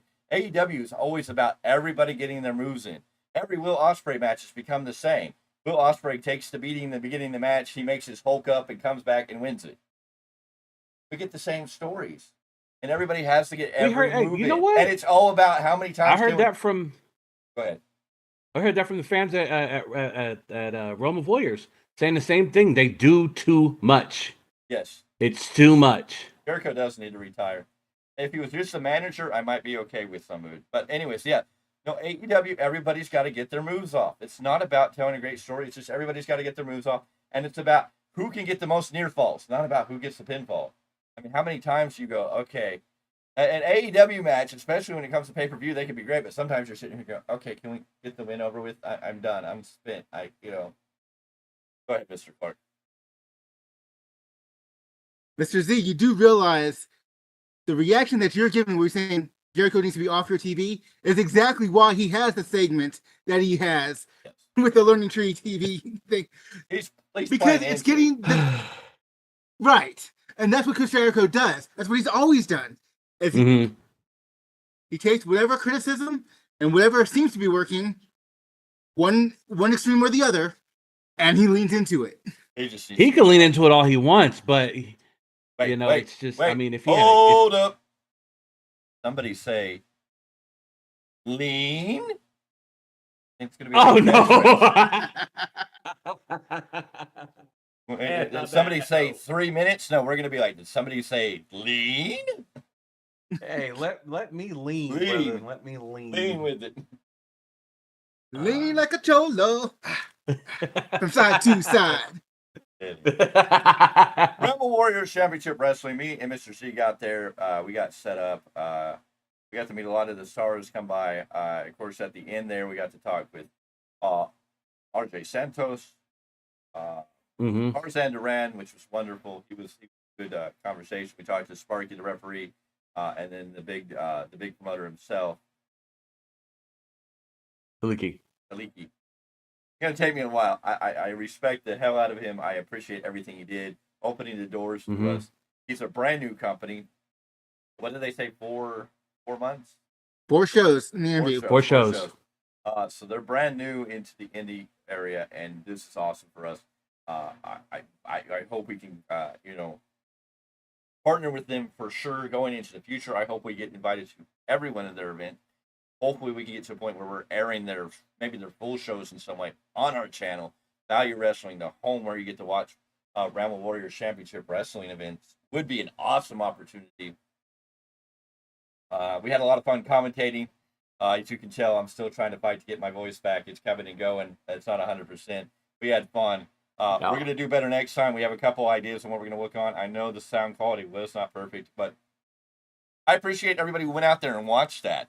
I appreciate everybody who was there watching it. People were there in the crowd at that event, watching us live, talking in the chat, connecting with one another, having fun. People came by and loved that we were there. That was the great thing. Fans came over, kids came over and got stickers. We always have stickers. We have a lot of stickers to give away. But we went to this first event. Our next event, our big challenge is to up the ante. What can we do better? what can we add? What can we add to our presentation? We got a couple ideas of what we're going to do to add to that presentation. We had the green screen up. You can see that we were there with the big banner behind us on the screen. Realms of Warriors. We got to meet Rikishi. That was an awesome time. He left. He snuck out really quick before we could get him to come and holler at us. And then a lot of the other wrestlers left out the back in early too, unfortunately. But what a match. What a time. We had a street fight that came within feet of us. Mr. Z's son. Kids got involved in that. The ref, Sparky, told us that one of the kids started hitting the wrestlers. And Mr. Z's son almost got into it. He was sitting on the side with there, and they came over to wrestle. He almost got taken out in the action. So they had some great matches, some great entertainment. Wise guy Nick Ruiz was amazing. Gave Gangrel a great run. The 209 Club, or the 209 Clit came out. They had a 4-on-1. There was a solo member of the Bike Club, a big old dude. I don't know what his name was. It was hard for us to hear the names. We were going to fix that for next time so we know names better and we can give you a better rundown of everything. This being our first time and trying to be very grateful and very gracious and very humble, not trying to step on any toes or be a nuisance in any way. So we definitely kind of just stayed where we were and tried to be as pleasant and kind and respectful to everybody around us. But now we kind of know what we're going to do. Next time, I definitely think we're going to make a few more pushes to get wrestlers before the show. To either make commitments to do an interview before the show or try to get them after the show. Kind of get a lineup of what we're going to do. This being our first show and getting feels was a definite, and the fact that we're invited back, I can't wait to do this more. And we'd love to do this with any independent fed. So if you're if you're a promoter of independent fed in the Northern California area, I think I would say far south is the Fresno area. We're willing to go all the way out to the Bay Area, Santa Cruz, Frisco, Oakland, anywhere in there. North, maybe all the way to Sacramento. I'd be willing, I don't know if Mr. Z would be, to go up to Reno, even if we may have to get a hotel room and, cost. Hopefully the company's making money at some point and we can, write some of that off. But if you're in those areas, we can definitely Reno would be great because that's where All Pro Wrestling is still living on strong in Nevada. I would love to go there. So if you're any of those areas right now, we'd love to work with you. To reach out to us at thevalueofwrestling at gmail.com, thevaluewrestling@gmail.com. Drop us a comment. Say, hey, I'm a promoter. We have a show. Love for you guys to come out and entertain us, or not entertain us, and join the show. We will broadcast the show. We'll work with whatever parameters you give us. If you want us to put the show on air, we're happy to do it. We're willing to do whatever you're wanting to. We just want to be a part of it. We want to rise independent wrestling. We're not just here to talk about WWE, AEW, Ring of Honor, TNA, NWA, and any OVW is kind of getting in that little bit of a niche now. They're making a call back. We know thanks to Netflix. We know GCW is making a lot of ground shakings. They got a big swell. GCW kind of feeling like maybe the modern era ECW in some ways, not a complete match, but they're getting kind of finding that niche as the ECW of the modern era. But we love to work with the indie feds because we love professional wrestling. And we want to bring up independent stars. We want to meet the stars of the future. We want to meet the stars of the past that are still out here doing it and having fun at it. And we want to be at these independent shows because we want to help promoters get their name out there. Granted, we're not a huge channel yet, but one day we will be. And if we're all working together in cohesion, we're all going to help each other. Let's all prop up each other in the community of wrestling, especially on the independent scenes. Let's get California independent wrestling back where it deserves to be. The Cow Palace used to be a mecca of professional wrestling back in the day. And if you want to talk about Bloodline, if you want to talk about the Samoan dynasty of wrestling, that is where a lot of that started. Cow Palace was the Cow Palace, and the Bay Area, and Hayward was a huge, another huge mecca for professional wrestling for many years. Low-Key, where's Low-Key out of? Oh, Brooklyn, I believe. Out of Brooklyn. Yeah. Okay. I thought he got trained a lot in the Bay Area. Doesn't he have some? He was over there with All Pro Wrestling. Like that's where he started really making his niche. Name? There's some big names coming out of Hayward. I know Bailey's out of San Jose, but there was somebody big out of Hayward, and there was a big independent company out of Hayward for a while there. That was All Pro Wrestling. APW. All Pro Wrestling. They were featured on Dark Side. They were featured on Beyond the Mat. There you go. Lots of big names. A I lot was of people at- coming through. California used to be a mecca for independent wrestling, whether it was over in the Bay Area or even down in Southern California. I mean, you had When you start talking about PWG, Pro Wrestling Guerrilla. Yeah. and NWA Hollywood, and right now, I mean, New Japan has their dojo in Southern California. L.A. There you The go. L.A. Dojo. So I mean, there are some names now, but there's been a lot. I think what was the other one? Championship Wrestling was NWA. Wasn't there like one of the USWA, US something without a Southern Cal?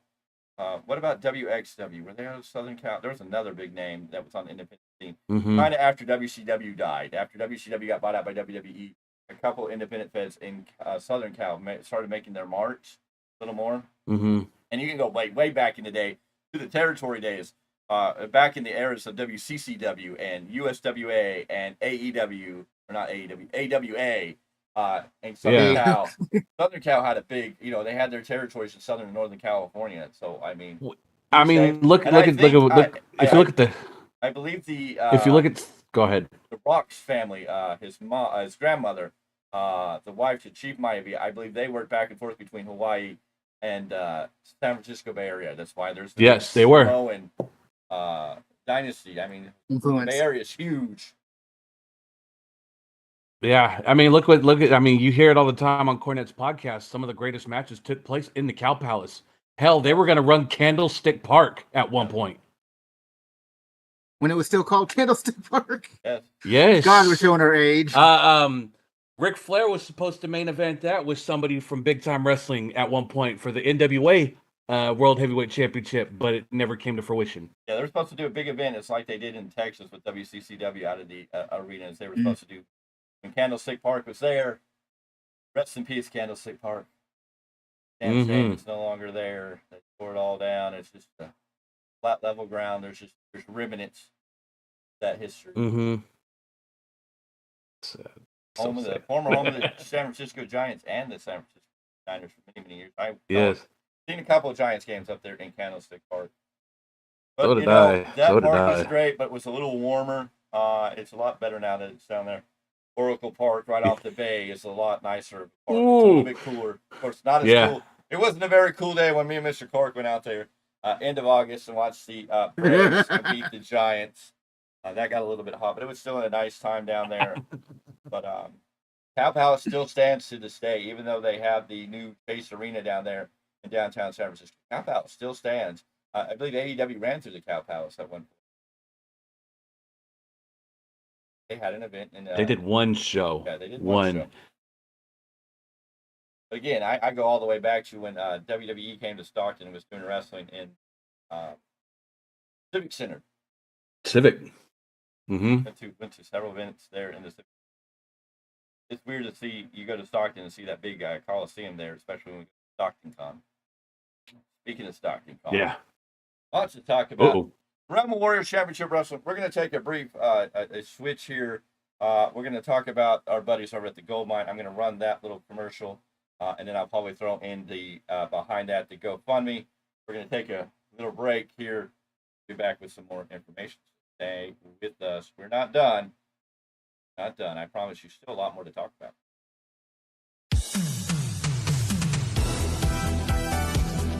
This is the Value of Wrestling on the Big Time, and I'm here with some great news. Are you a Funko Pop collector? Are you searching for some hard-to-find Funko Pops? Are you just looking to complete a collection? Well, the Value of Wrestling is teamed up with the Goldmine. Yes, ladies and gentlemen, the Goldmine, which can be found on Facebook, or by going to the description below and clicking the link, you can sign up to join the Goldmine, who will help you find those hard-to-find, rare pops. They'll help you complete your collection. Just let them know when you're signing up what Funko Pops you're looking for and that the Value of Wrestling sent you. The Goldmine, the ones that are going to help you to find those rare-to-find pops and help. Support the Value of Wrestling. Help us make WrestleMania special. Dear friends, family, and fans, I hope this letter finds you well. As a valued supporter of the Value of Wrestling community, we are reaching out to share an exciting opportunity with you. As you may know, WrestleMania is one of the most anticipated events in the wrestling world, and it's an occasion that holds great significance for us. It's not just about the matches, it's about the energy, the passion, and the sense of community that comes with being part of such a monumental event. This coming year, we have a unique chance to enhance our involvement and share the experience with you in a whole new way. Our goal is to attend WrestleMania 41 and create special content and live updates that capture the essence of this incredible event. We believe that by providing exclusive behind-the-scenes insights, interviews, and real-time coverage, we can offer our audience a truly immersive experience that celebrates the value of wrestling in all its glory. However, we can't do it alone. To turn this vision into reality, we need your support. Your generous contribution will help cover travel expenses, accommodation, equipment costs, and other essential expenses associated with our attendance at WrestleMania. Your support will not only enable us to create exceptional content but also allow us to connect with fellow fans, forge new partnerships, and promote the positive impact of wrestling on individuals and communities alike. Here's how you can help. 1. Financial contribution, any amount, big or small, will make a difference and bring us closer to our goal. Your donation will directly contribute to making our WrestleMania experience unforgettable. 2. Spread the word, share our fundraising campaign with your friends, family, and fellow wrestling enthusiasts. Every share increases our reach and brings us one step closer to reaching our goal. 3. Encouragement. Your words of encouragement and support mean the world to us. Knowing that we have your backing motivates us to work even harder to deliver the best possible content and updates. Together, we can make WrestleMania truly special and showcase the value of wrestling to the world. Thank you for considering this opportunity to support us. Your generosity and belief in our mission are deeply appreciated. If you have any questions or would like more information, please don't hesitate to reach out. We're incredibly grateful for your ongoing support and can't wait to share this journey with you. Warm regards. The Value of Wrestling Team. valuefwrestling@gmail.com. Alrighty, we are back. Thank you for giving us a few minutes to take a break. Been sitting here for a little bit, of course, meeting Mr. Z. Many hours yesterday. Worn out, kind of regroup my voice. But we appreciate you for sticking around or coming back and joining us. Still got a lot to talk about. Well, Memorial Championship Wrestling, I know we were talking about that.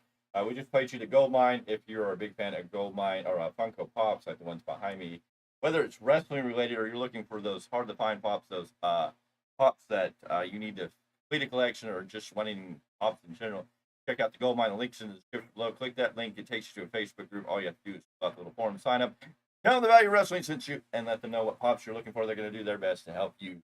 And they ship everywhere. They'll ship wherever you need to. Work it out. They'll make a great deal. Make it worth your while. Our GoFundMe video played. Trying to raise funds to go to WrestleMania 41. It costs money, folks. And we're trying to make any bit of extra money we can. So if you can donate anything, please take the opportunity and do that. AJ Kirsch. Get back to the Realm Warriors right here. AJ Kirsch, good friend to the Value of Wrestling. We will be seeing him at Stockton Con next month, July 12th and 13th, I believe it is. Stockton Con. It's going to be a loaded event. We have Sting, Kevin Nash, The Godfather, and now Matt Cardona. All going to be at Stockton Con, summer Stockton Con. It'll be great time. Me and Mr. Z will be there live in person. We'll be there. We'll probably be hanging out stickers. So if you catch up to us, we don't have a table there. We're going in there. We're going to be hanging out. We're going to be talking to AJ. AJ, we love you. We're proud of everything you're doing. We're going to see you there. We're going to have that conversation. We're going to nail down a day that we're going to get AJ on this channel to have that conversation. We're going to have that interview. We're going to work that out. AJ Kirsch, starting tomorrow, is now in the quarterfinals of the Mr. Health and Fitness magazine competition. Wants to win. He wins. He gets to be in Mr. Health and Fitness magazine. He's also raising funds for childhood cancer that covers childhood cancer research, childhood prevention. Even helps cover some of the expenses of when a child gets cancer. Those families pretty much have to go and pretty much live at the hospital. Families don't really, parents different things. They may not be able to work. One parent's working while the other parent's there all the time, and it makes a financial burden. So that's also what some of these funds are going into. It goes into avenues of all of that. So great thing there. So in the link description below, you can click the link for AJ Kirsch, the Mr. Health and Fitness competition starting tomorrow, I believe at 10 a.m. Pacific Standard Time. It'll reopen for the votes, and now the votes are at the most important. The votes are the most crucial. This is the time where we have to vote. Bring the votes. You still get your free votes, one every day. You can buy votes, put those votes in, add those votes up. He has to stay at number one to continue going. He is in the hot seat now, and it's now time to get down and battle, get into the war, get into the trenches to help AJ Kirsch, a buddy here at the Value Wrestling, win this competition. We want to see him in Mr. Health and Fitness. Hopefully he gives us a shout out in that magazine. Maybe if he does an interview. You know, we love the shout outs, but no, it's all good. AJ Kirsch, check it out. He is in Mr. Health and Fitness. You can click the link. It'll give you all the description of everything you need to do. It'll tell you all about what he's raising money for. He's doing great, raised lots of money. I will have to get a total from him at some point. We'll reach out to him and see what the total is so we can advertise that. He's raised a lot of money for childhood cancer research, all that wonderful stuff. Yes. AJ, we love you. We can't wait to see you at Stockton Con. You got to get that interview done, or we're going to have to send Marty after you. And I don't know if you're ready to go to church, but hey, we'll try to keep him restrained as we can. Anyways, Rebel Warriors Championship Wrestling was a great event. The place was packed. Something Tony Khan can't do, but we loved it. We announced it. It was a great video. There's a little sound quality issue, but you can definitely understand what we say when we talk. So, I mean, that's a good thing. Even though there was some backfeeding noise, we're going to work on trying to get that rectified. Mr. Z, you were there. It was a great show overall. I mean, from bell to bell, the fans were totally into this show. I mean, like we said before, they packed out a house that even Tony Khan can get jealous of. Yep. You know, the fans didn't get burnt out one bit. They were on fire. I mean, from the beginning all the way down to the end, it was insane. I mean, hell, our table was at stake during the tag team match. Yes.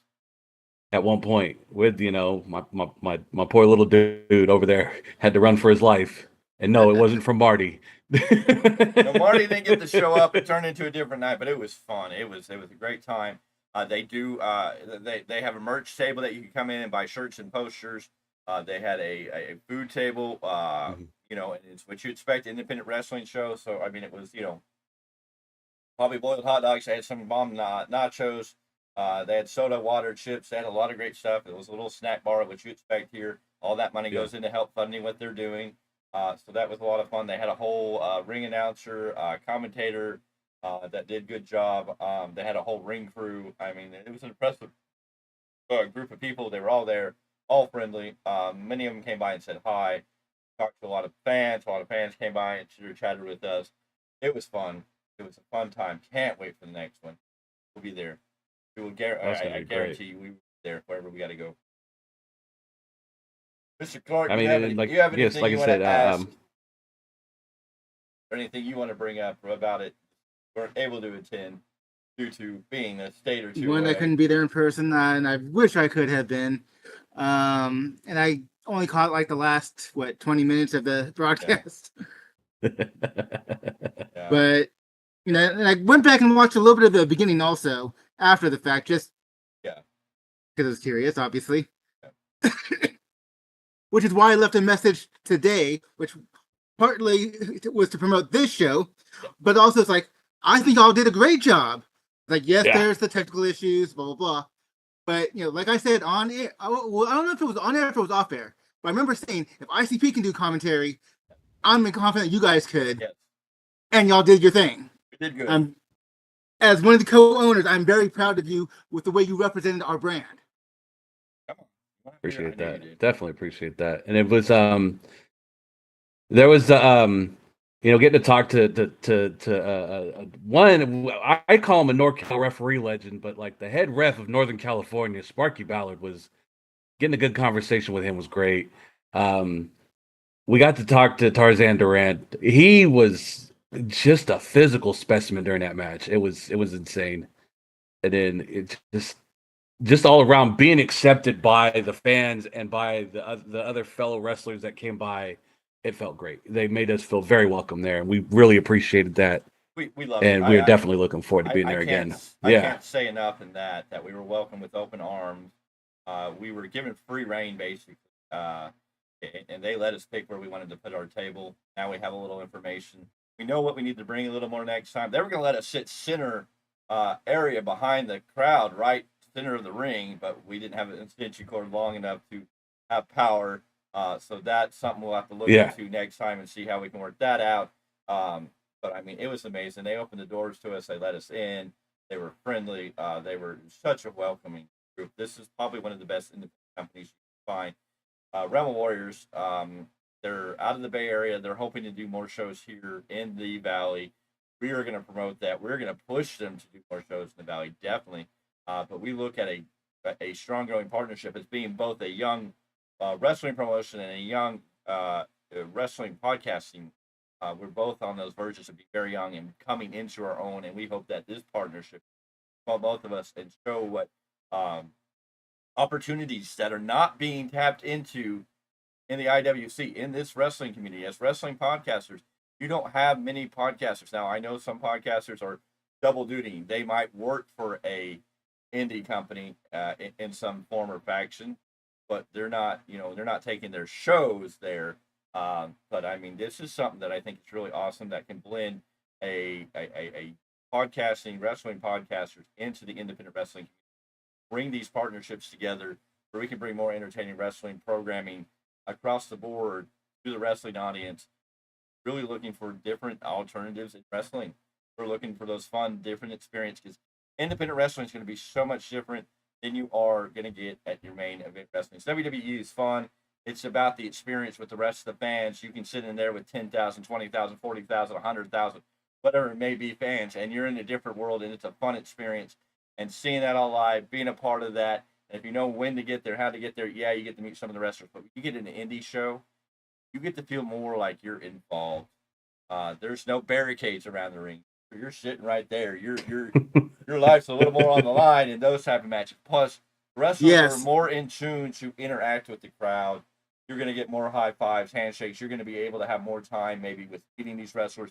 They're going to be more willing to sign autographs, take pictures, spend that quality time because they know the importance of the fans. Not saying these big wrestlers on the big stage don't, but I mean, in the independent, they're right there with you.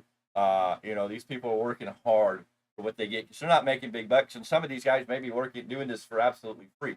We don't know. We didn't talk about anything. We're never going to find out anybody about that. But I'm telling you, sometimes independent wrestlers, just to go wrestle, they'll go work a normal job and then they'll go to the wrestling event and they may not get any money out of it. They just go to wrestle just to do it. They love it. They have a passion for it. Now, that's not everybody. Some people, they're getting paid, but I'm not telling you you're getting rich.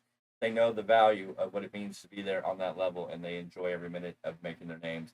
And we at the Value Wrestling want to support independent wrestling to every end, and we want this partnership with Realm Warriors to grow and develop. We know Gangrel is a partnership in this. Hopefully that leads to us maybe buddy up with him and maybe getting him on the channel.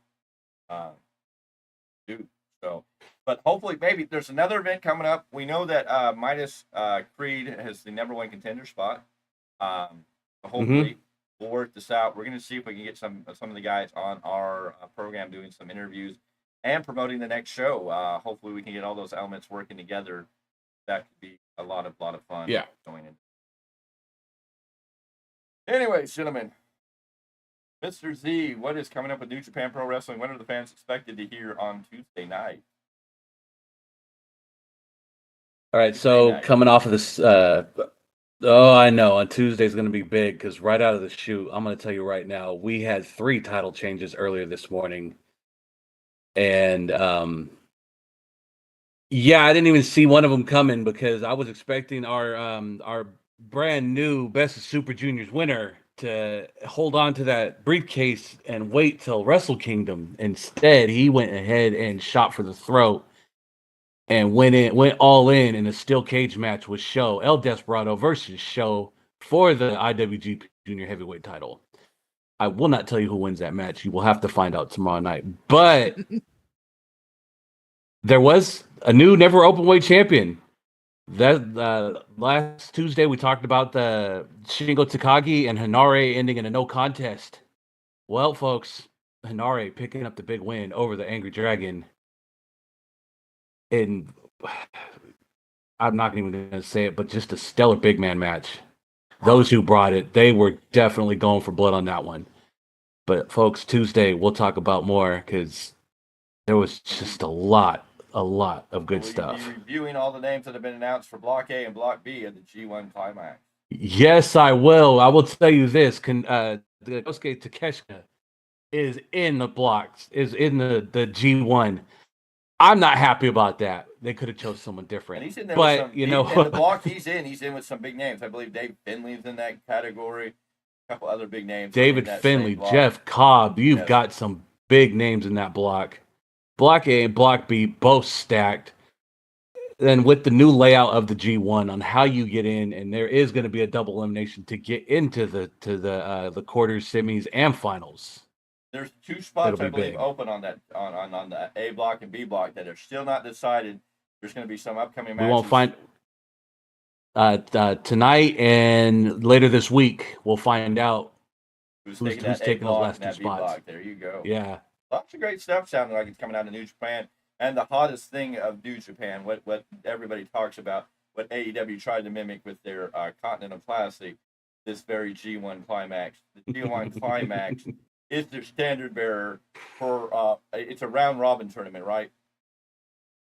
Yes. Yes. Not a single elimination. It's everybody faces everybody in their block, and then the winners go on. Like the Continental Classic was supposed to be, but the Continental Classic was a major letdown compared to what the G1 Climax is. If you're going to do it, you got to do it right, and I think this is why we don't see WWE even try to do this. No. It's especially... You got to be invested in it. You got to be invested in it, and that's the one thing about New Japan. New Japan was invested in the G1. And when does the G1 Climax start? And they know how to run it. The G1 Climax starts this Thursday. And when does it end? Round 1. It will end September, October-ish. So that's when it'll end, because we're coming right into Wrestle Kingdom. This isn't a 1-month round robin like the Continental Classic was last year. This is like several months. This goes way into the fall. Yeah. This is a long-term run in this thing. This thing has prestige and meaning, and it's very carefully dedicated and taken care of. It's not rushed through like the Continental Classic was last year. No. Because we still have World Tag League. We haven't decided who's the number 1 contender for that either. So, I mean, there's just a lot of tournaments coming up towards the end of summer, into the winter months. December is when we will have our set of who's going for what at Wrestle Kingdom. Thank you for joining us. Thank you for being here. Make sure you drop your comments below. Give this video a like. We appreciate you always being here. But yes, I'm going to hype the G1 Climax because that is the pinnacle kind of New Japan Pro Wrestling. This is a major event. Because what happens at the end of the G1 Climax? What are they fighting for? A shot at the IWGP World Heavyweight title at Wrestle Kingdom. Which is being currently held by Jon Moxley. So, this is, the reason I'm hyping this, even as not a big New Japan wrestling fan, even I know this is like the tournament of tournaments. If you get your name in this tournament, you've kind of made it. That's a staple on your name that you get to carry. I mean, this is names like Okada, Omega, anybody who's came out of here, they have their stamp of approval because they were in this tournament. And then if you win this tournament, you're pretty much putting the level of wrestling royalty. I mean, that's why Omega, Okada, and I get Ospreay won it yet. Ospreay has won it. Yes. So that's why these guys are looked at the way they are, because they won this. Jay White won it. Well, Jay White's not being treated like a G1 Climax winner. Or he's a former IGW. He's a former Grand Prix champion too, right? Yes. So I mean, these men that we talk about, this is why I think we get disappointed, because we're talking about these guys who had their stamp of approval. They're not only in the G1 Climax, they won the G1 Climax, and then they go to AEW and they look like turkey butts. Yeah, one way of putting it. That's a hell of a way of putting it. That was just the first thing that came to my mind. And I'll tell you right now, and I'm gonna stand by this, because one, we've seen him out here in Northern California, and I will stand by this man and watch him win this again, because he's come so close to winning the damn thing. Is Jeff Cobb. Okay, It well, has you just always said came win it down to again. that. Has he won it? No, he's come close. You He has said win come it again. close. There you go. I will stand by him to win this one time because he has come so close to winning it, and right at the quarterfinals gets knocked out by. Oh, he's got some stiff Last year it was competition in there. I think Umino's in there. I think he's in there. Gabe Kidd's in there as announced. Zack Sabre Jr. Yes. So, and I mean, between Jeff Cobb and Gabe Kidd, they are two big names in New Japan Pro Wrestling that are making names for themselves in New Japan Pro Wrestling. There is a lot of chatter coming down the wrestling wires when you talk about New Japan between Jeff Cobb and the presence he's making and Gabe Kidd making a lot of noise over there. Mm-hmm. So how do you feel about I Takeshita? seen it earlier. Go ahead. We'll get in that in a second. Go ahead. Finish your statement there. I already made you. Jeff Cobb said it early. No, Jeff Cobb said it earlier on Twitter. He's booking free rides of the islands, free tours. Tour of the everyone. islands, yes. For everyone in his block. So I'm looking forward to that. So how do you feel about Takeshita getting in? Do you think Takeshita's earned the right to be in this? No. Not with the way he's been presented on AEW. He has no reason to be there. But now, if we're getting him... Has Takeshita had any history with New Japan? Yes, that and Noah. He's had great history there. Okay. So if we're getting the Takeshita that we know as New Japan World fans, it'll be great. But as long as they don't get treated like oh man, what was the tag team that went into their tag league tournaments that they had from AEW? As long as they don't get presented like them, he'll be okay. He'll pick up some wins. All right, that's your New Japan report. That's a taste. That's a sample. That's, when you go in the ice cream shop, I want to try that flavor. That's what you got here. You got to turn in Tuesday for a full detailed report. Mr. Z is going to bring it. I worked with him last night at this Realm Warriors Championship Wrestling. He brought so much energy. I'm so proud of this man. The only thing I'm going to tell you is what you brought last night, I need you to bring to every one of your shows. That's the entertainment. That's the man that's going to bring in the people. That's the people that you're going to get people excited to watch you when you bring that level of presentation. You had it last night. I want to see you do that each and every Tuesday. Man. So I need you to dig that out when you do your show and bring that level, because I know you have it. That's the thing. You show me you got it. Now it's time to bring it every Tuesday. I need you to be hyped and ready and make it fun. You're not just telling people. Hey, I'll bring it. I'll bring it as long as Tony Khan don't stick his grubby fingers in anything. Let's not worry about that. I want you to bring it at that level. I want to see that passion oozing out of you. I want you to be the Razor Ramon of New Japan Pro Wrestling podcasting, if you know what I mean. And no leaning. Oh yeah, that's your only rule. No leaning. I can lean today. I'm tired. I'm old. Speaking of Mr. Z, everybody, I think I made some other people jealous, but I got to meet Mr. Z's wiener. I got to pet his wiener. Wiener is a sweet dog. His wiener fell in love with me. Wiener became a big fan of the Big Tyme. I think his wiener was crying when the Big Tyme had to leave. Probably sitting at the door going, "When's your buddy coming back? When's the Big Tyme coming back?" I guess next time we'll see if maybe Marty Richards and the wiener need to meet. One day, Mr. Clarke will meet. No, Marty Richards can meet the old man. He can meet the old man. The old man is the stamp of approval here. I was at Mr. C's house before we went to the show. His wiener, his sweet dog, she barked at me for a while, and then she became my best friend. So, let me say. Love that dog. We got to run with Speaking of which, she's right underneath the table. Yeah, she's under the table right now, so we're good. Mr. Clarke, do you have anything to report on tonight? Oh, Lord. So, what we're talking about today, just for the fun of it, Mark Henry believes the Nation of Domination is the greatest faction of all time. Oh no. No. The WWE and AEW alumnus spoke with Fightful Sean Ross Sapp and talked about his time with the group. Henry noted that he believes the faction, which including The Rock, Ron Simmons, D'Lo Brown, and The Godfather, was the all-time best faction. Best faction all time, he said. It's hard to argue. I think it was the first person that said something to me was Vince, and then Ron Simmons, and then the Brock said, "Hey, you need to go down to the ring because they want to talk to all of us together. That sounds familiar, like the Horsemen with Arn Anderson and company, but anyways. I'm like, all of us? Who is us? Then Dwayne proceeded to tell me that, yeah, it's going to be my thing. I'm going to bring you into the nation to help us. I was like, oh, snap.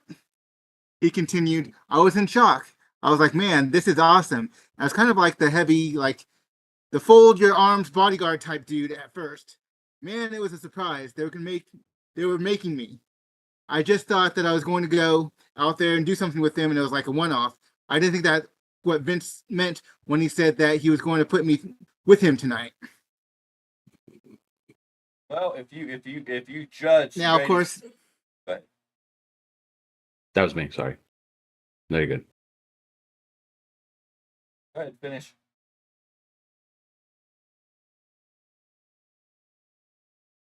I mean, you can make your arguments. We even recently off air had arguments about greatest factions when we were given choices, and we didn't agree because it depends on what your qualifier is. So, based on your qualifier, Evolution's the best faction of all time. I can. Yes, Chris, you could stand on that ground and have a very good ground to stand on. Now, you're saying that. What is your qualifier, though? Well, I was going to. Yes, that is a good one. Qualifier. You said that Shield. The list that said Yes. the Shield, and I think you were standing behind that, saying the Shield's the greatest faction of all time because all three men went on to be world champions, right? Correct. Mm-hmm. Well, then I think the Nation of Domination would have to be on that same level because at least three of those men were world champions. Mark Henry from World. Yeah. Mm-hmm. And Ron Yeah, Simmons for Doug. show. And then Rock, obviously. Yeah. yeah, and the Godfather was an Intercontinental champion, and D'Lo's been a champion. He just hasn't been world champion. Yeah, he's been a He was multi-champion. possibly one of the greatest European champions ever. He had the belt enough times. Yeah. I've seen him win that belt a few times. Like Ooh. So, Sacramento, I guess- Stockton, San Francisco, Oakland. He has won that belt. So I guess based on some of the principles about what happened to him in the futures, I mean, you have some grounds to stand behind the Nation of Domination. And of course, Farouk became Ron Simmons again and went on to be part of one of the greatest tag teams in professional wrestling.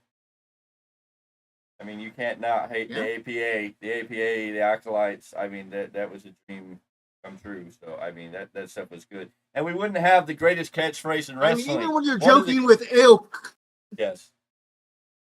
But you wouldn't have one of the greatest catchphrases. even when you're of all joking time. about AOP being called the APA for a second, that tells you the impact that the APA have had. Yes. Yeah. And if it wasn't for Ron Simmons, we wouldn't have one of the greatest catchphrases because we wouldn't get to always be seeing him on TV and sitting on the edge of our seats waiting for him to go.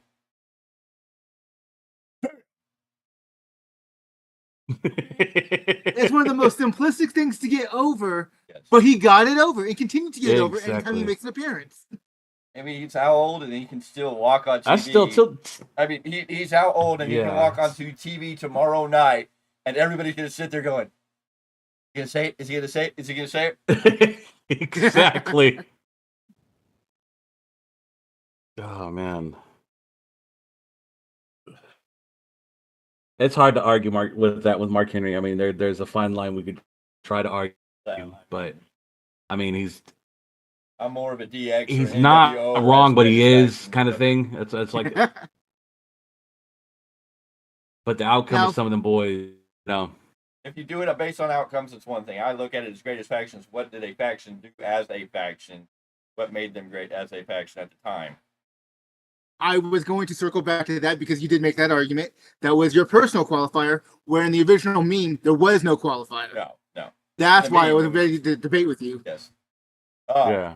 But the Nation of Domination would definitely be on probably my top 10 list. I mean, I think they were a great faction. I mean, they helped take the Rock from Rocky Maivia to being the floundering Rock to being a Rock that actually found his place and found that niche. Mhm.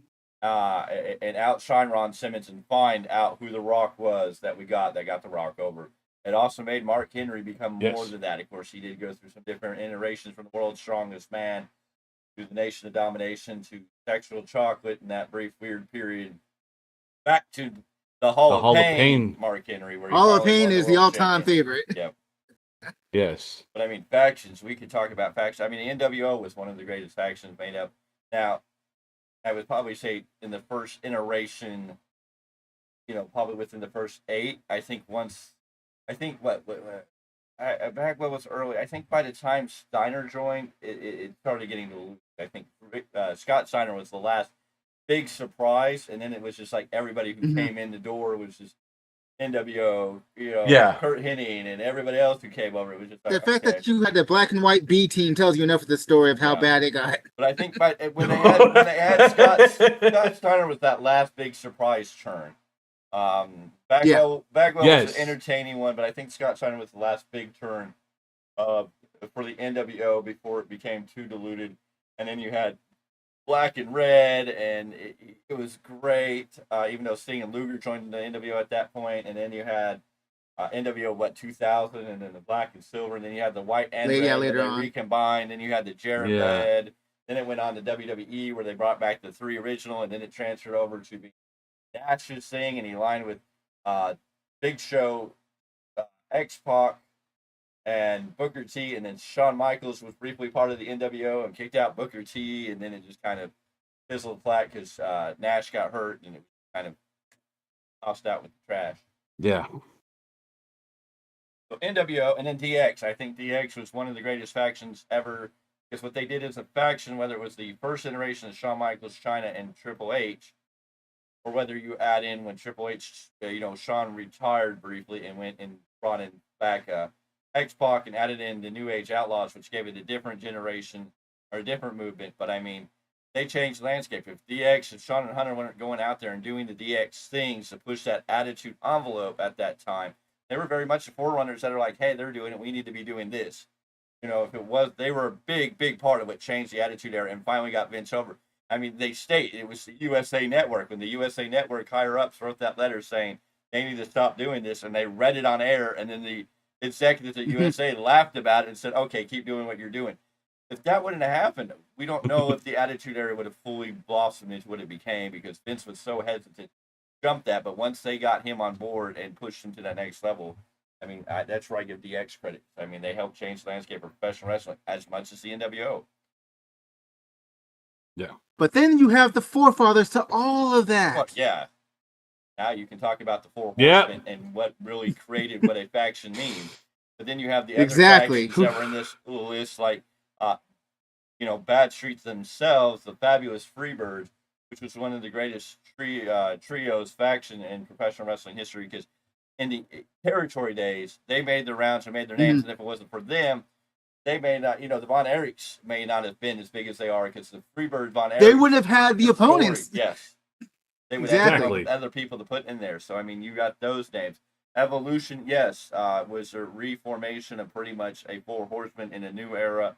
And then without that, we probably wouldn't have had Batista at the level he's at. And, I mean, Orton might have gotten there, but, I mean, having them being spotlighted in that place. For sure. Something very special. And then we can go back in the days.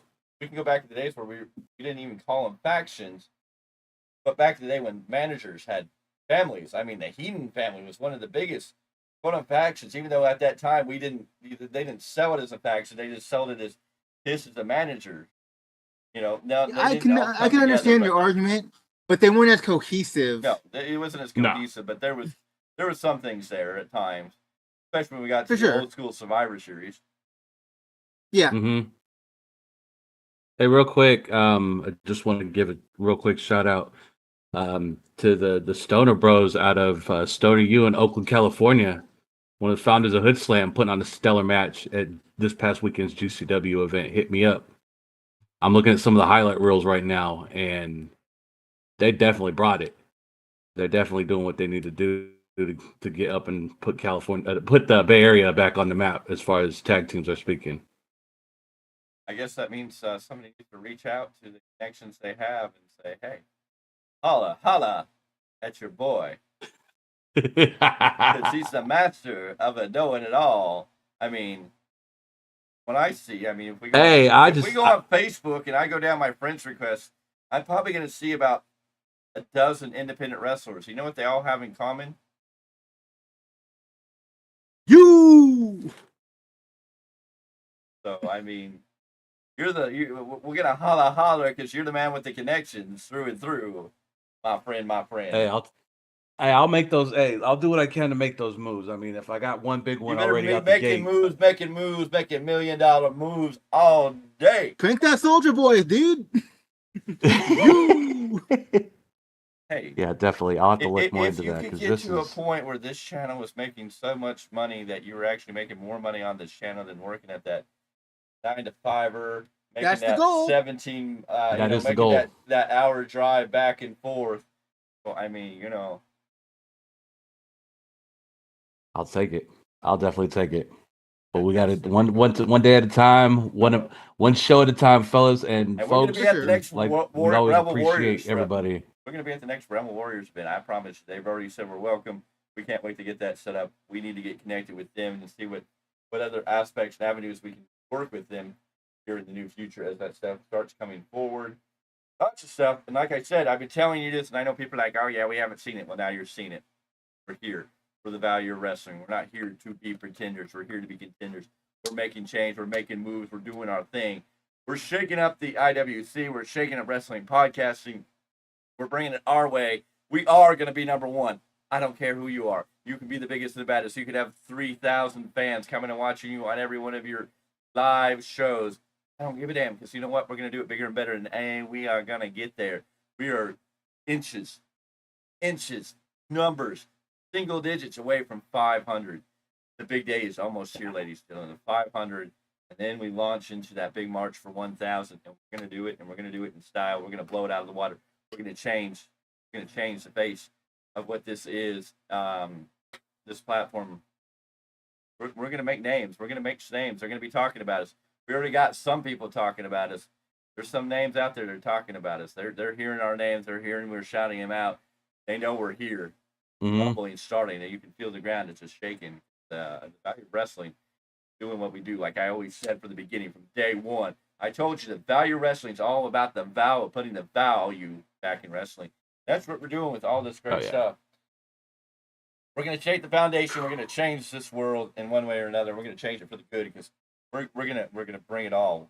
Independent wrestling. We're going to bring in New Japan. We're going to get all of it. They're going to be calling us. Tony Khan's going to be calling us. Like, hey guys, what am I doing? He's gonna be apologizing to Marty Richards for not coming to church. I think that'll be a great day. Tony Khan, can we get you and Marty Richards in the church segment one time down the road someday? I'd love to see that. Or Brandon Cutler, who's still running. Okay. Keep bringing up Brandon Cutler. That's a one-time. You always go back to Brandon Cutler like he's somebody. He just got beat up. Well, I know that's because he didn't come. Brandon Cutler. On camera, you can make your arguments. Behind the scenes, I would say Brandon Cutler is somebody. Yeah, yes, definitely. On TV, he makes himself look like a side monkey, but hey, that's the. Hey, that's the role he gets paid for. Yep. Anyways, gentlemen, we got Monday Night Raw tomorrow night. Should be a big night. I guess we got to talk about that because there's a lot of things going on. Tomorrow night, Chad Gable, Sami Zayn fall out, Damian Priest still champion, Drew McIntyre fall out. And it looks, if you checked out the QR code, One Clash at the Castle for the Wyatt Six family, it had a countdown clock that had 2 days on it from Saturday, meaning 2 days in time. It would mean tomorrow, Monday Night Raw, we could see Anarchy Rules. We could see what is coming. Can't wait for Gunther to become champion. Chronic, yes, very good possibility. It feels like it's coming. Very good possibility to do that at SummerSlam, or he might wind up doing that at the Bash of Berlin. Somewhere in there, August, I'm saying he's probably going to become world champion. It seems like the right step. We thank you for stopping in, tuning in on one of our regular shows. I think Captain Chronic came from last night's show. Appreciate you. We talked all about that. That was lots of fun. We're going to be at the next show for sure. So the Wyatt Six looking like they're going to show up on Monday Night Raw. I have a kid right now who is full on board with that one. She's been following this countdown. She's been following the QR codes. Chick Wing, I know you are super juiced to seeing this finally come to a get the proper dues and the proper closing they deserve. We should finally get it tomorrow night. What will this lead to? Where is the path going? What are we going to get? It's going to be interesting. So, me and Mr. Clarke, maybe Mr. Z, we'll have to see what's going on. We'll be here Monday night post show, covering everything that went down on Monday Night Raw. Tuesday, we will be here with the New Japan Pro Wrestling Rebound podcast, cover everything going on in the world. New Japan Wednesday's Dynamite. Somebody will be here to cover that tactful show. Zack Sabre Jr. is going to be on Dynamite this week. An eight-man 4-on-4 tag team all-star match. Everybody included in this match is an all-star. Zack Sabre Jr. is going to be teaming up with Roderick Strong, Kyle Fletcher, and Takeshita. Take on Orange Cassidy and some other names that I can't remember. Why they do them like that? Give me 1 second. All right. I know it's here. No. I sent it. I asked everybody, what do you think of this? Yes, it's going to be Mark Briscoe, Kyle O'Reilly, Orange Cassidy, and Dante Martin taking on Kyle Fletcher, Roderick Strong, Kensuke Takeshita, and Zack Sabre Jr. I look at one side and go, okay, I can kind of get it. And I look at the other side of Mark Briscoe, Kyle O'Reilly, Orange Cassidy, and Dante Martin. It's like, okay, let's just start. Okay, that's the 4 minutes of that match. Yes, Captain Chronic, that was definitely it. Triple threat match last night. That was stellar. We definitely enjoyed that match. Yes, Captain Chronic. We will definitely be there. It was an awesome triple threat match, but we will be there. Stay tuned to us because we hope to get that information at the beginning to help announce it, promote it. Like I said, hopefully we can get, we're going to push to maybe get Tarzan Duran, maybe Midas Creed, especially being the #1 contender on the channel to do an interview. We're going to make big pushes to try and get those guys on this channel, hopefully to hype up the next show once all that stuff gets kind of put together. Oh, yeah. Awesome stuff. Thank you for joining us. Thank you for subscribing. Thank you for checking us out on a better day. Yesterday was not our best day, but it was a good damn day. Yes. Anyways, Wednesday's Dynamite. We'll have somebody here to cover the Dynamite Fallout. Thursdays are open right now. There's Jane AI Bot is working on something. Depends on several things that have come together. We'll find out more. So ready for that on Thursday, Friday. As long as she's not talking to Mercedes Monet, we're okay. As long as she doesn't go. Now you want to give her ideas and see if she can create a correspondence? Okay, Mr. Z, you're in trouble. Tasty now. toes. Yeah, you just Tasty toes. Yes, you put foot in mouth. Okay, so I'm gonna have to talk to our boy. We're gonna get you in a match now. That's gonna be my driving force. I'm gonna get you in a match because you keep opening foot and putting it in your mouth by suggesting these things. You're gonna give Jane things to talk about that she doesn't need to be. I don't need her on here talking about. I don't need her 100% marking out from Mercedes Monet, telling us why we're all wrong, why Mercedes Monet is the greatest thing for professional wrestling, and why Mercedes Monet is going to make AEW the greatest, the best, the echelon. How she's going to take AEW and surpass WWE. Do you not know who Jane AI Bot is? Do you not think before you speak? Do you not think these things through? I can already see what she would do just with that bit of information. You're already lit a fire. You've already started the trouble. Why would you do this? You know what? You're going to go 10 rounds with Marty Richards. That's what we're going to do. We're going to have an interview with you. You're going to church. You're going to go 10 rounds with Marty Richards. Oh, no. The near future, I'll bring Tony. Hello, honey. How you doing tonight? Long-time loyal fan right there, honey. Thank you for being here. Bailey, we haven't seen her in a good minute. Yeah, I know. Bailey's friends with that Mercedes. was from the AEW show. Okay, Chris, what does Bailey being friends with Mercedes? I don't know what to do with that. But yeah, Sonny, thank you for being here. We haven't seen you in a while. Honey also has her own YouTube. Yes. Yes. But, he just recently did a summer vlog. Awesome. I think she's really good. I don't know where the value of wrestling is going in the future, but there's always room someday for more commentators. And I do think that me and Mr. Clarke could agree that at some point, actual female personality on air might be something entertaining in the far future. Maybe not in the nearest future, but always up in the, what is next? I know Jane doesn't want any competition, but I don't think Jane worries about her spot. She kind of picks and chooses her spots. Well, I Yes. thought about it. I'm like, if we could find the right female that could kind of fit in, and maybe either whether they do their own recorded show that would bring a different perspective on the channel would always be a nice thing. I'm always thinking about, okay, we have what we have now, but I mean, it'd be nice to have a couple other perspectives, and especially the big future. I know what our big thing is. It's, when break it down, it's really supposed to be that roundtable conversation where maybe we can get 4 or 5 or 6 different people to come together and do a show and really talk wrestling. That I know that's been one of our things for a long time. That would be, blending together different people and bringing up that one topic and having that deep discussion. So There you go. now, me and Mr. Clarke will talk about these things, and it might be another year out in the making, but it's always things we're dreaming about and thinking about. So, never know. Little by little, we're gonna get there, though. We'll get there. We'll get there. Well, always, when we find the right opportunity, we'll be jumping on it. Exactly. Yes. But I always throw that out there. I mean, as subscribers, if you ever think you have an opinion, jump in the conversation. The more we see your name and see you interacting with us, the better chances of something we may look at somebody and say, hey, you like to take part in a roundtable discussion? Because that's one of the things I think Mr. Clarke would really be excited about. Now, the 3 of us have done it, and we do it every week in a way, but we really want to get a group of people together to really talk about, whether it be wrestling history, whether it be that debate like we just had. What are the greatest factions? Can we sit around in a group conversation and talk about the greatest factions, and everybody bring factions together?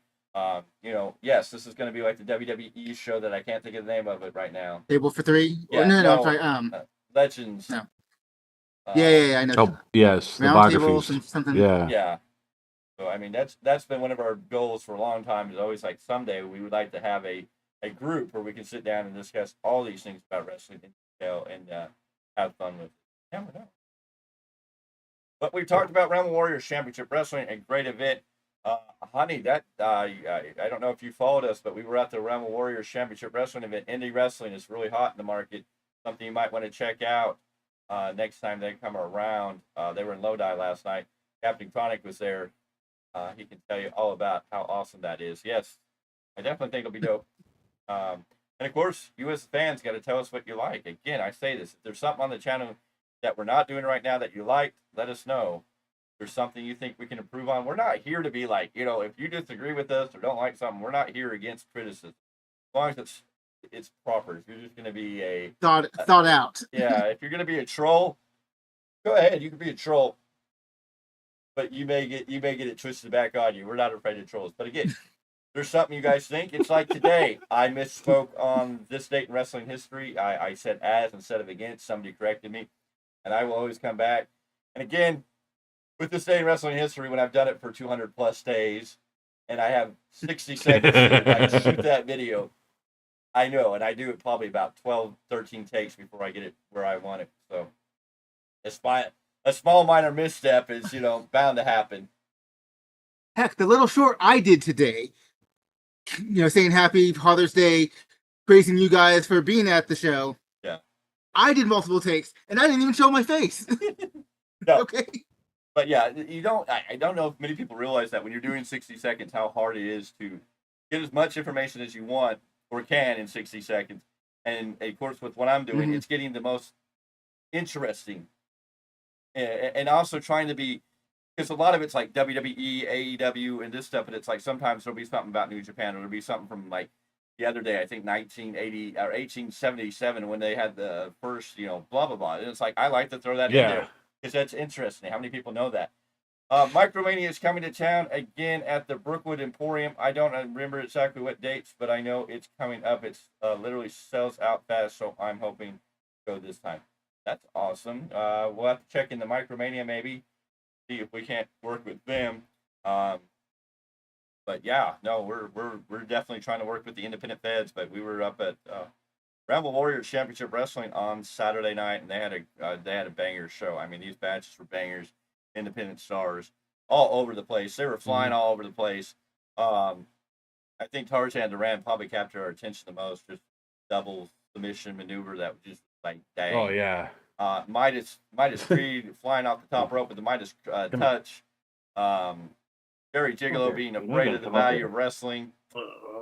We'll talk about all that someday. If you guys are ever out by San Jose Bay Area. Check San out Jose. UGWA. UGWA. Yes, we'd love to. We'd be willing to travel out there if we can get the information and the hookup. It seems like Mr. already knows who UGWA is. Yes, sir. You might already have connections. So, Mr. Z, the way you guys have been talking about how Saturday went, would you say it was as fun as, say, 2011 when we were going to independent shows? Oh, hell yes. There was so much noise last night. It was definitely gave you that nostalgia feel for when you started going to indie shows. Honey, Sorry, it's a wiener. Honey. Oh. Wait, don't. No. Why do you have to go there? I don't know. I don't know if we're the right people to bring up Sexy Red and her involvement. I'm a diehard Shawn Michaels fan. Mr. Clarke's been a diehard Bret Hart fan. We go back with all this. So seeing Shawn Michaels twerk not help me in any way. You would never see Bret do this. I don't know. He might, but that's a different story. I'm not gonna go down that. What do you think? Right What do now. you think, Doggy? Did you like all I that? don't know. He's probably. I don't too think bitter. my dog did either. He sits at home and he's bitter. I mean, the first word I hear out of his mouth is Goldberg did this, Goldberg did that anymore. But hey, each his own. The Sexy Red's involvement. I think I get the crossover. I don't know if it was the best. The fallout of what happened with her after the event. I don't know if that shined the best light. I don't know enough about her to really feel anything. I was just kind of like not impressed with her, from my opinion. I don't know. Other people may feel she did a great thing, but I'm not. That's not my genre of expertise. Mm-mm. Mm-mm. I'm assuming she has a fan base, or else they wouldn't have, had her as a host. But again, I don't listen to modern music. I listen to what I listen to, and that's kind of it. Yeah. From what I grew up on. So for us, like my range is kind of like late 60s to about 2005. So anything past that. I could get close to the modern era, but I even go back all the way to the 50s. But yeah, we're probably the wrong people to ask about Sexy Reddy because I don't think we know her outside of being on NXT, what she is or who she is to judge if she was worth value to the NXT. They must have felt like that. Celebrities getting involved in wrestling could be interesting, but bringing her in such a wild card, I was like, what the actual hell is going on here? Yeah, we don't know her, and I don't want to bash her because we don't know her, but I was not impressed. Me too. I went, yeah.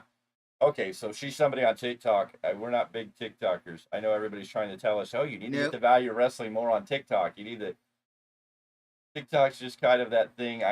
We have friends that do it, but I mean, yeah.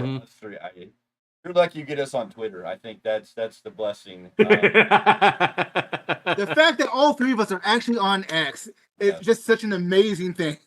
Yes. Just trying not to. You got our old selves. To be nice, we got our old selves off of Facebook only, and actually active on Twitter. Yes, and we try not X. to get blocked by everybody. I don't know, Mr. Z. Wait! Mr. Z versus the world? That's Mr. Yes, Z's it is. That's Mr. C's life choice. Let's see if he gets blocked by Elon. That would be the go-getter there. No, my first. My challenge to you is to go get blocked by POTUS.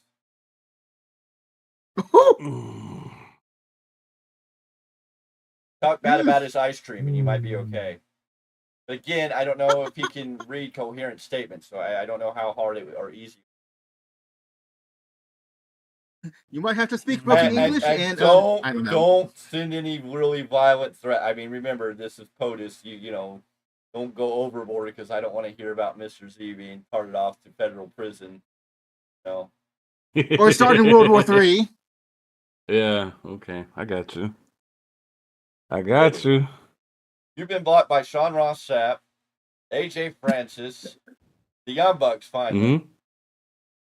Mm-hmm. I don't know how you got blocked by Sean Ross. Jericho and Tony Khan are my next ones right now. I've been working on those. What were your thoughts on Clash at the Castle? Well, we went over that at the beginning of the show, Captain Chronic, but I thought it was a good, solid pay-per-view. I think we all agree it was really, really good for what it was. Probably one of the best B-rated pay-per-views of the year. I think they brought it for what it was. And if you're one of the people who are mad that Punk interfered in Drew McIntyre, I don't know what to tell you. I saw it coming from a mile away. You can go back 3 weeks. You can go back to the beginning of May when this match was announced, and we talked about it right here, that CM Punk was going to interfere. Saw it coming from a mile away, 2 miles away. Saw it coming from 10 miles away. It was just too good. Too good not to have CM Punk come in. No, it was a perfect. For McIntyre. That storm was perfect. The way it wrote out. We appreciate you guys for being here. We almost went off air, but y'all jumped back in here and started the conversation up. We love it. We love the interaction. We appreciate you being here. Oh, absolutely. We'll be back again next Sunday, 8 p.m. Pacific Standard Time with the weekly Roundup podcast, where we discuss everything goes down in the world of professional wrestling that week. It's probably going to be a little slower of a week than this week. Not a whole lot going on. Then we got the final big event at the end of this month. Not anticipated Punk coming out. I think I had any wrestling fan that I grew up way back when saw that. Yeah, but if you go on the Twitter, if you go on the internet, if you go look it out, people are livid. Not just Scotland fans. I mean, these are people all over the world who are livid at Triple H. What Triple H and CM Punk's heads on stakes type of level. I mean, that's why this show was titled "Are You Mad?" Because CM Punk brought nuclear heat on a level that I wasn't even predicting that. I just knew that Punk in some way would interfere and cost McIntyre. I figured we'd get Bret Hart, Shawn Michaels heat, but I mean, this is even seeming past it. But I mean, I was the one that was making that comparison of Shawn, Bret, the screw job, Montreal, the way they interacted, and we got that and even more at this point. I mean, I guess we're in a different age where the internet, it gets boiled a little more. Everybody gets some. But what's sad is it even got the smart marks. Like, come on. We all, especially if you're a longtime fan, as watched as many years as we have, how did you not see this coming a mile away? No. And you're mad about it. Sincerely invested, which is good for WWE. That people are that invested. But just wow at the same time. Anyways. We thank you for joining us. Thank you for being here. Make sure you hit that like button. That's what we really need. We need you all to hit that like button. If you're not subscribed here, make sure you subscribe. Honestly, a crime, though, Gable didn't win. Yes, I definitely can understand why you would say that, but I think it leads to such a bigger story. Again, I'll reiterate what I said earlier. I think Triple H is trying to stretch that string as far as he can with this story. I think you're going to see Gable come out Monday. He's going to align with the Creeds. He's going to drop Otis, Akira Tozawa, and Maxine. Which is going to give him more credibility if he's aligned with the Creeds. He's going to look like a bigger threat than with the Alpha Academy that were kind of played off as more as joke characters. Now, Chad Gable will probably feud with Otis between now and SummerSlam, and somehow him with the Creeds will get him a title shot against Sami Zayn. He'll get his big win at SummerSlam. Chad Gable will be your Intercontinental Champion going into 2025. Chad Gable may be your Intercontinental Champion at next year's WrestleMania, live in Las Vegas, Nevada, where the Value Wrestling hopes to be. Oh, yeah. So, take that with what it is. That's my prediction. Chad Gable will win at SummerSlam, carry that belt through the rest of the year because he definitely earned it, but I think the storyline is there. It hurts. I know we love Gable and everything he's done, but I can see with the way they ended that match, his anger.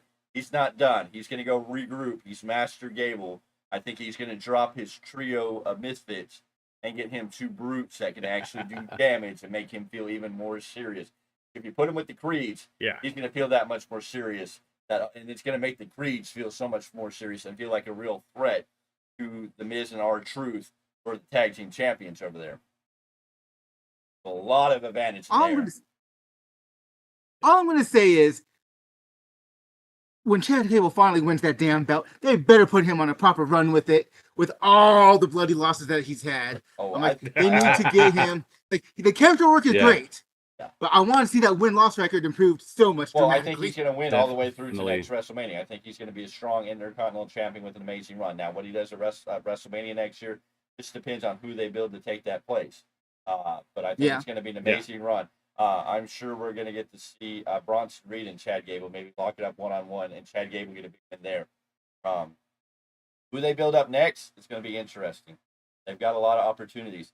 You know who would be really interesting if the story gets told the right way and we mix it?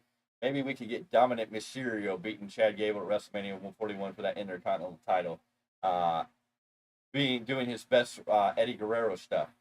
I'm talking about an Eddie Guerrero-esque Dominic Mysterio. I think Dominic is in. They're starting to create that Latino heat. China and other women, and they're doing that with Liv Morgan and then Rhea comes back. I think there's so much there. I want to see that Latino heat storyline with Dominic and Rhea continue. Yeah. Separate from Judgment Day, because I think that on its own. I think if Dominic turns into more of an Eddie, embraces that side where he lies, cheats, and steals, but he's still kind of dirty and does dirty things to win, but he's going to get over. He's real close to becoming a babyface. He's damn close to getting that turn by the fans, not just in a storyline, but the fans are starting to not getting the loud hate chants anymore. They're starting to turn. Yeah. I mean, they'll still boo a mother trucker, but yeah, because he's fun to watch. Oh yeah. I mean, you could have Dominic Mysterio if you built him right up. WrestleMania 41, Dominic Mysterio versus Chad Gable for that Intercontinental title. That'd be a great place for him. Continental title, and he's in the right place. We'll have to see how that plays. Oh yeah. Anyways, ladies and gentlemen, we thank you for being here. We have been doing this for 2.5 hours, almost as long as last night. Me and Mr. Z are getting our butts kicked. I'm surprised I still have any voice. I'm surprised I'm still awake. Yes. So what you need, a shot of tequila to kind of lubricate the vocals in the throat? One shot. No. We're not talking about going overboard. Almost lost them last night. There was a couple times towards the end there, my voice started not wanting to go. We made it through. Yeah.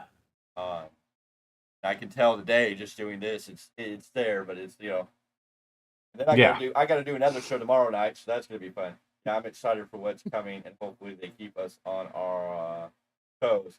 And you're exactly right. Triple H is doing what he needs to. People can hate on him, but Triple H is keeping you guessing. Triple H has you invested. You're looking at storylines. You can kind of piece things together on maybe what could happen, but you really don't know. And that's what Triple H does well compared to somebody else. But that's a different. Yep. They keep coming. We got 6 in here. Awesome. Thank you for stopping by. Thank you for saying hi. This has been one of our greatest, if not best, weekly roundups. I mean, we've had more interaction than any show. Tells us we're growing.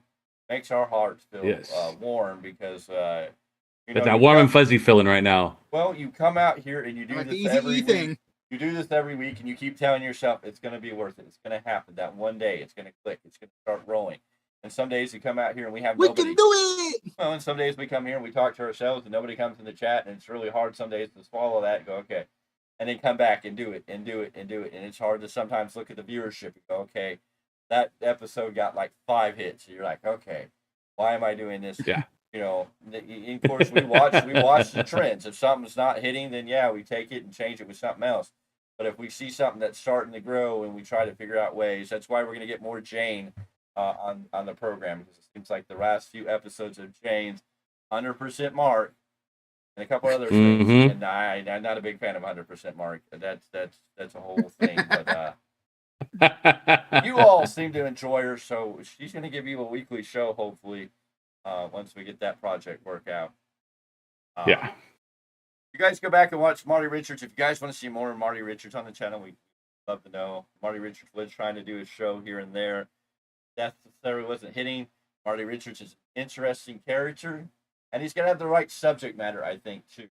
And I know I need to get back to doing some of the big time rants, but news and reports and stuff haven't been as big, in the last few months coming out of WrestleMania.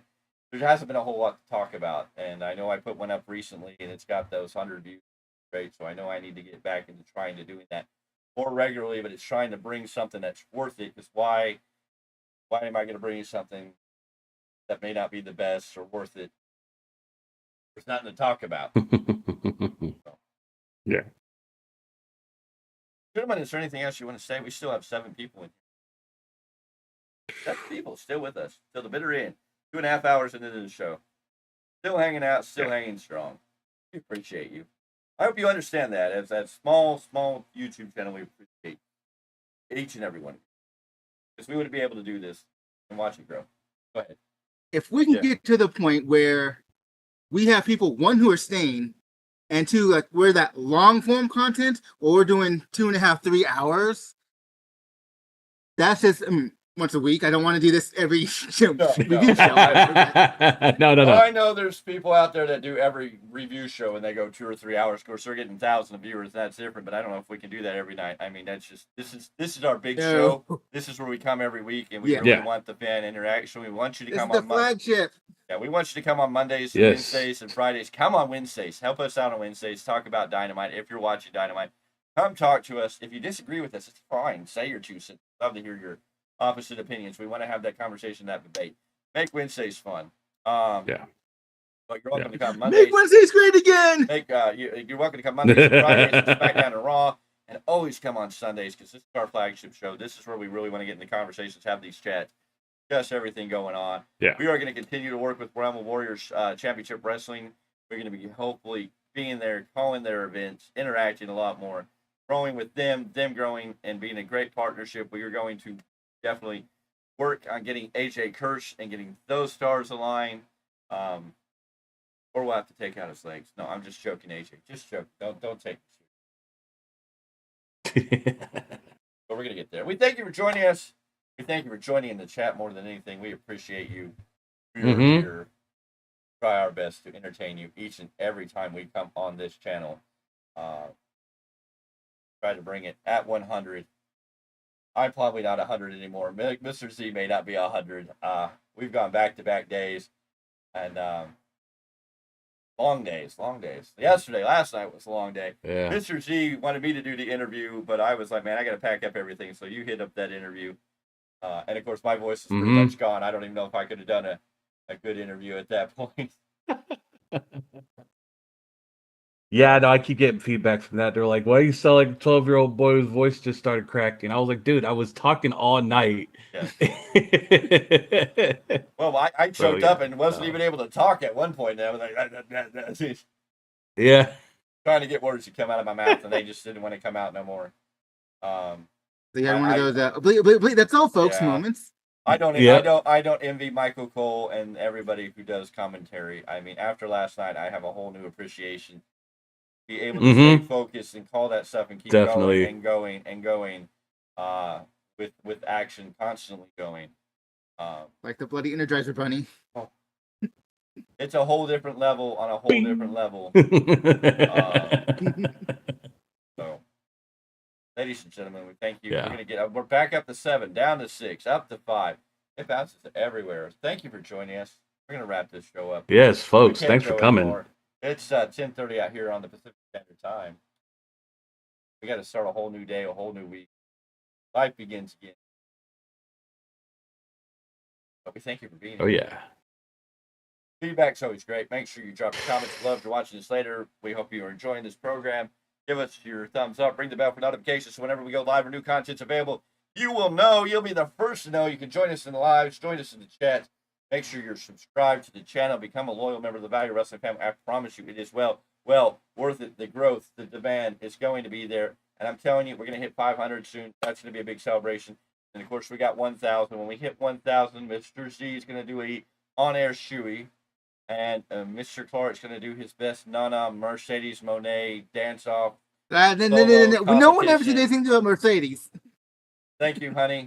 We hope to see you around more, honey. We appreciate you. You've been a long-time subscriber. Come join us more often.